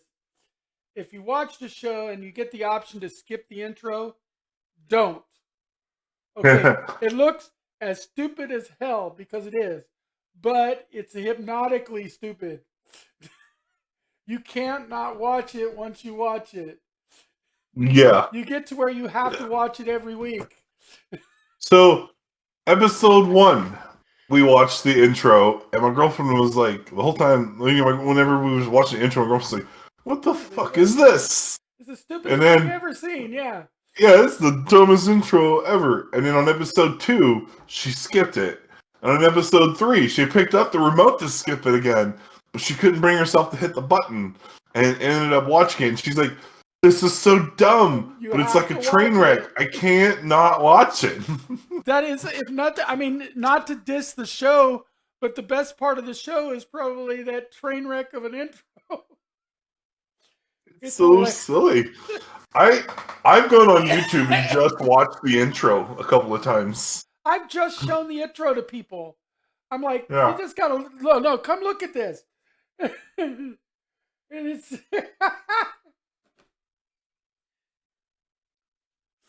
oh my gosh. It's just like it's this weird interpretive dance crap, and it's like hilarious.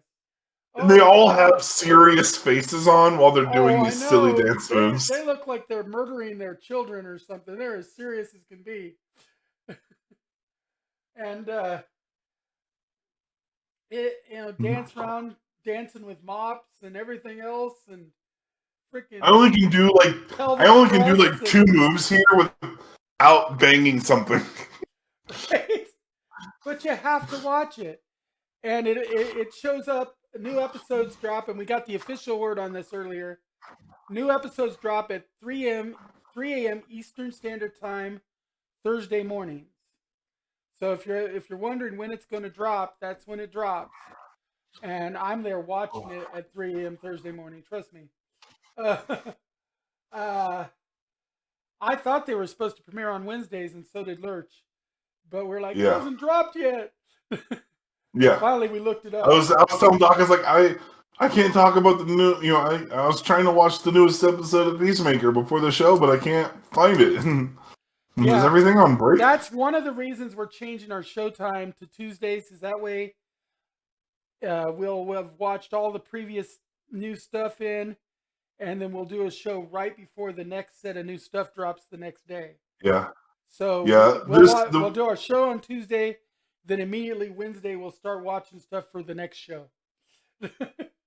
Yeah. And that'll be more convenient all the way around. But there's so much. This show is amazing. I loved in the first episode how his bald eagle actually hugs him. That was so great. Yeah. And he's like, quick, get the camera. And there's no one else in the room with him. He's like, oh, come on. I'm like, now that's some shit right there. You got a bald eagle hugging you. That's some shit.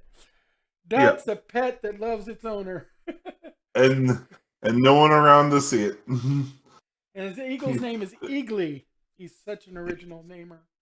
I like when they have in the episode that starts off with the Peacemaker at a school doing like a show and tell kind of thing, and someone's like, why is your eagle's name the most unoriginal name ever? And he's like, why are you suddenly the kid I hate the most in this class? Yes. Yes. Oh man, and the kids are all like going off on it and shit. But there's so much going on.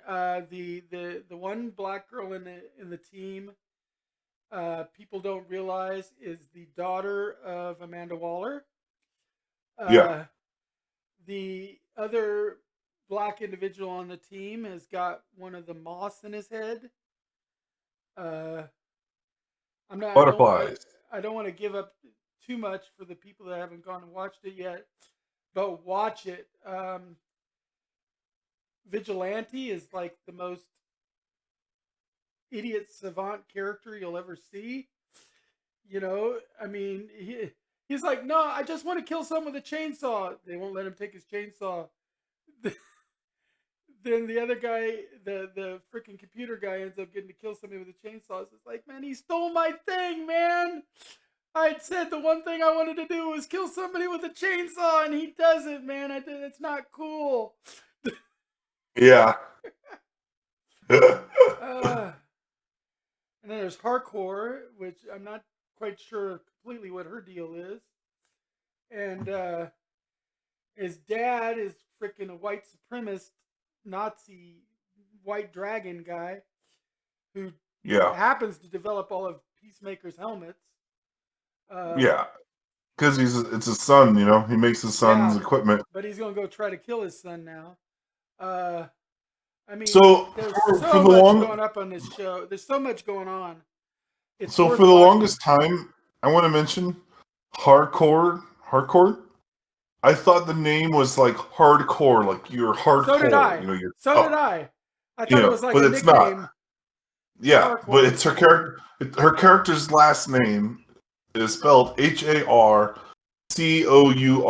Hardcourt, and it's just the last name of her character. I like calling her Hardcore. I don't care. Yeah, she's like the hardcore member of the group. And I thought she was called Hardcore as like a nickname because she's tough, or it's her like superhero type name, but she doesn't have any powers or anything. So for several episodes, I'm like, how did she get the code name or nickname or hero name of Hardcore? And then I IMDb'd and found out that's just her character's last name. Yeah, and I was mishearing that last name this whole time. But that's okay because Hardcore fits her. It does. It fits her personality. It totally fits her. But no, the cast is amazing. The ups and downs are roller coaster esque, in in both nausea and everything else. And you just want to watch the intro again. If nothing else, you want to watch it every week just to get a reminder of that intro. Is it just me, or is every episode progressively more violent than the one before it? No, it's not just you. Okay, They have some. because I was like, They could make freaking Quentin Tarantino say, "Man, that's too much blood." yeah, especially this last episode, the I sixth swear. episode. But yeah, I was like, it started off. It started off violent and bloody, but I feel like every single episode has stepped up the blood and violence every time. Yeah, I know. It's going to be like, how can they go up from here? They did it. How can they go up from here? They did it. Okay, next they're going to be swimming in a swimming pool of blood, and they'll do it. You're But gonna see a whole town of people thrown through a wood chipper or something. I don't know. no shit. If you like the character at all from Suicide Squad, if you like watching John Cena act like completely stupid, if you want to see a different take on a superhero, if you want to just hurt your brain for a half hour or so, watch this fucking show. Yeah. It is brain damage worth suffering. Oh my god, it is. And that's all I'm going to say about that right now. There's so much going on. I mean, and I don't know how much people might have missed the first several episodes. I mean, we do spoilers here, but goddamn, we could talk for hours, and we don't have hours to do the talking. So yeah, we're going to just end it there. The other brief mention I'm going to bring up is, for those of who kickstarted it, The Legend of Vox Machina dropped on Amazon Prime at the end of January, beginning of February. And that was, of course, the cartoon adaptation of Critical Role, the role-playing game group that includes Matt Mercer and Sam Riegel and Travis Willingham and Laura Bailey and all of them. And it's based on their first campaign. And originally the Kickstarter was to do a two-part cartoon adaptation of one of their adventures. And they were asking something like, I don't remember, I think it was like $100,000 or $200,000 to do it. At the end of the Kickstarter, they broke all the media records, made over $11 million in their Kickstarter, beating out Mystery Science Theater 3000, which had previously held the record for the highest media Kickstarter. And now, instead of just doing a two-part episode, they've got 2 full seasons, which have been picked up by Amazon Prime. So that means we're probably not just going to have only 2 seasons. They're dropping them 3 episodes a week. So we've already got 6 episodes out, and we've got 6 episodes to go. They drop every Friday on Amazon Prime. They've had voice, of course, all of the characters from the show are voicing all their regular characters. But also they've got people in there like David Tennant, you know, one of the Doctor Who doctors, who is voices a General Krieg in the first episode. Just to show you, they don't just have Felicia Day as a voice on some of the episodes. So they've got some great voice talent coming in addition to their regulars. And it's not a cartoon for kids, first off.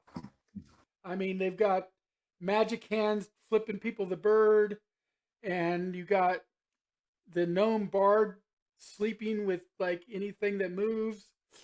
So you got breast shots. That sounds In the middle of a bar brawl, you got the gnome bard serenading the innkeeper's daughter as he's like seducing her. uh, and you got the hands being cut off, and you got all kinds of, swilling beer and burping and all the adult kind of humor that we love from this kind of a group. And it is not for children. It is not even for some of your younger teens. This is for adults, and it is captures the spirit of so many D&D groups that I've played with, where they're not quite serious, not quite frivolous, just they're in that in-between stage. What a quote from Sam Riegel's character Scanlin is, "We're Vox Machina. We fuck shit up."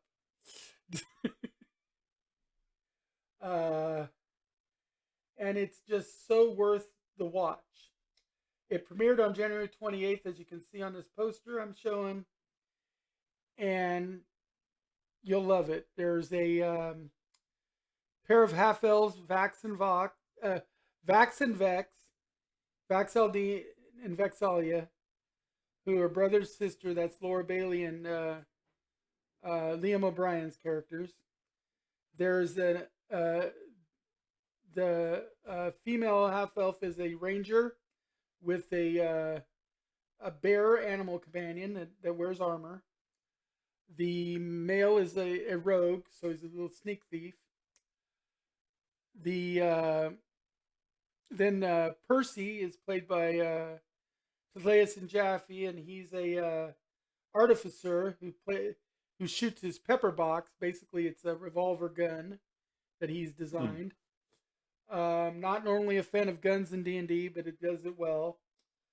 Scanlin the Bard is Sam Riegel's character, and if you've ever seen Sam Riegel in any of the live shows for Gen Con and stuff, you know that man has got less shame than I do, and I have no shame.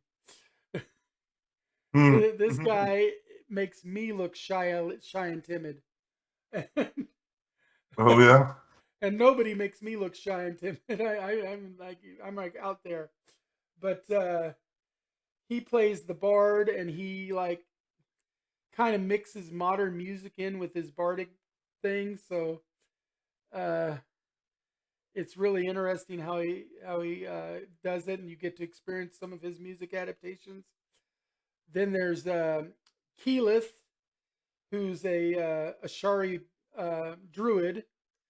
And at least in the beginning of this show, she's very hesitant and unsure of herself. So she's not sure about her magic or anything.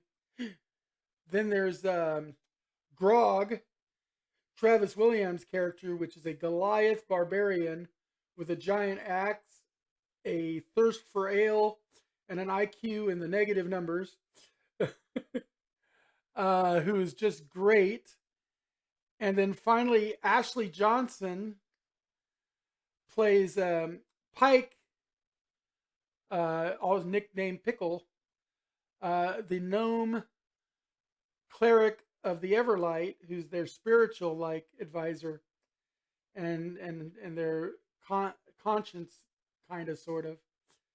And for those who don't know Ashley Johnson, she was the blonde waitress in the Avengers that was saved by Captain America.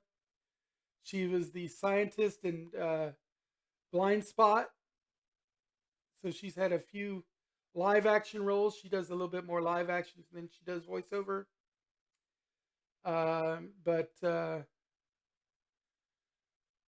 Yeah, so, and these guys, and then Matt Mercer is their DM. He plays a lot of the side characters and stuff, and he is notorious for being one of the best DMs on broadcast of games. And so this is an adaptation of his campaign. We're already past 10 o'clock, so I'm not going to go on and on and on about it. But if you've got Amazon Prime, check it out. It's called The Legend of Vox Machina. There are 6 episodes out, and this Friday there'll be 3 more. There's a total of 12 episodes in the season, but there's supposed to eventually be 2 seasons at least. We don't know how much of a break they'll put between seasons, but they generally do put a little bit of a break. but it's dark, it's gritty, it's fun, it's frivolous, and it's visually stunning as well. So definitely check Yeah. it out. And it's brought to you by the people who from Titmouse are the ones that do the animation. All right. Titmouse Studios. Hey, pretty cool. And I don't think we've got Be- anything else on the to talk about be- this week. before we wrap up, there's two really quick things I want to say. Um, uh, Obi-Wan Kenobi, the new series about Obi-Wan Kenobi on Disney Plus, will start releasing on May 25th. They just announced the release date of that. I think. Oh, Yeah, just today. and for those who's interested, the Boba Fett series has already started on Disney Plus. Yes. Yep. So Yeah. if you're into the Boba Fett We're series, you can watch that too. oh man, today's episode was pretty good. Yesterday or last week, the last two episodes prior to today had like no Boba Fett, which was weird. Like they had good stuff in them, but they weren't Boba Fett. Like 3 weeks ago, it was all about the Mandalorian, and then last week's episode was really about Luke Skywalker and Grogu. And now we're finally back to Boba Fett with the Mandalorian helping him.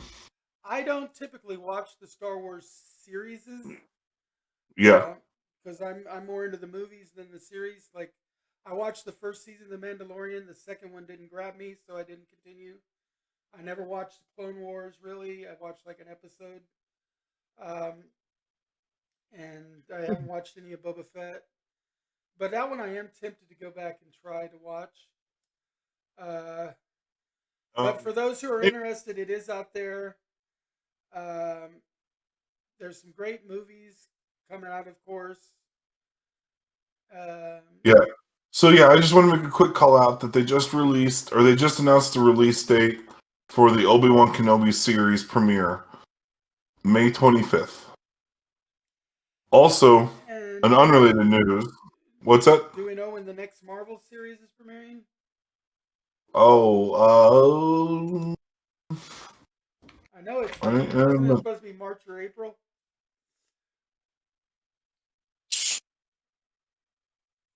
yeah, I think so.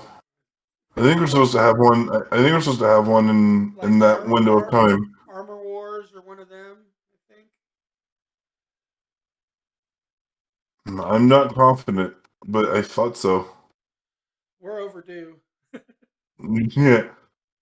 March 30th, and it'll be Moon Knight. Moon Knight. Okay. Oh, I've Yeah. been looking forward to Moon Knight. Yeah.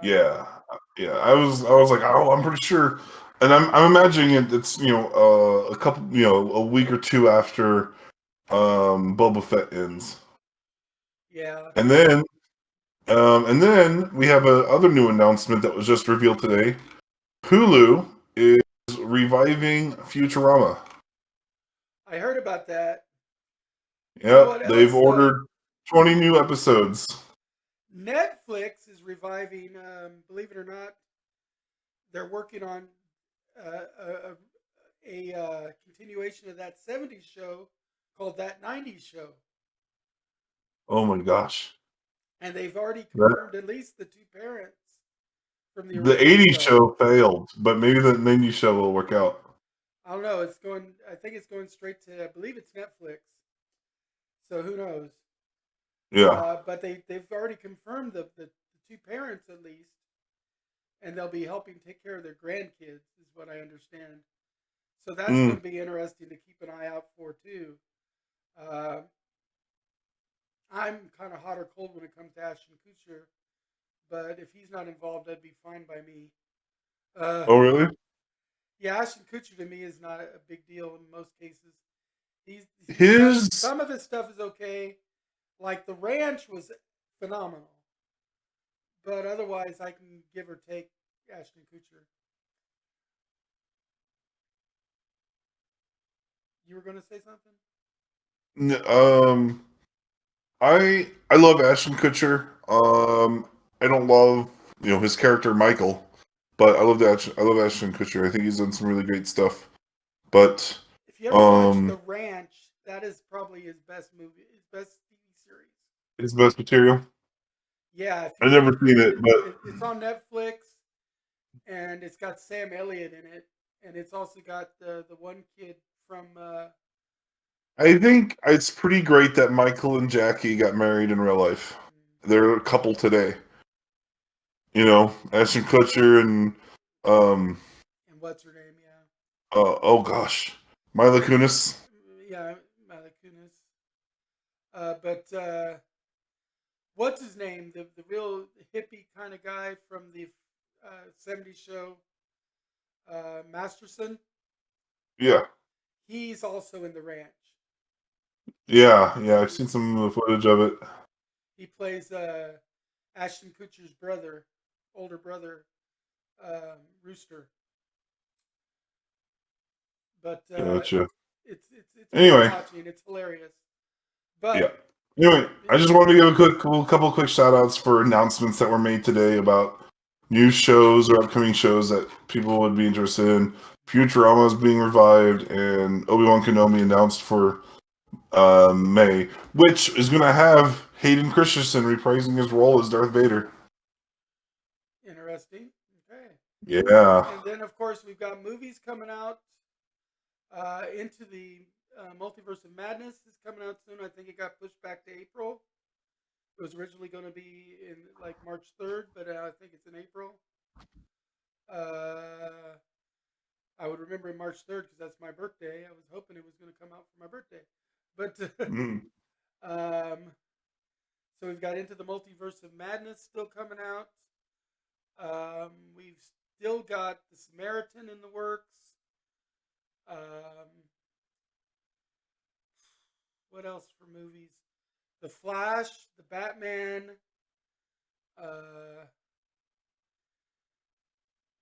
Into the Spider-Verse 2 is still in the works. Yeah. I mean, Anyway, we've got so much coming out in the next few months. Yeah. I just We'll want to call out a probably couple of new announcements real quick. So anyway, I'm ready to wrap up. If you are. Yeah, that's us for this week. Remember, next week you will catch us on Tuesday instead of Wednesday, and that'll be our regular day from going forward, unless, of course, life gets in the way, because we all know life gets in the way. Yeah. But hopefully we'll all be here next Tuesday, and we'll talk about the CW verse shows and try to get everybody caught up to the new season of Superman and Lois, the new show Naomi, which we're a little hot and cold about right now. We're hoping it gets better, but we're not necessarily betting the farm on it. The continuation of Legends of Tomorrow. Those are all ones we'll be covering. We'll talk a little bit more about Peacemaker next week because, well, Peacemaker.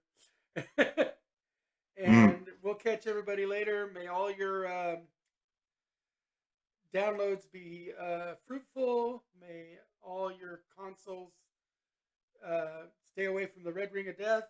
And may all your dice rolls be 20s. On behalf of myself and my co-host Lurch, have a good week. Peace. Peace out.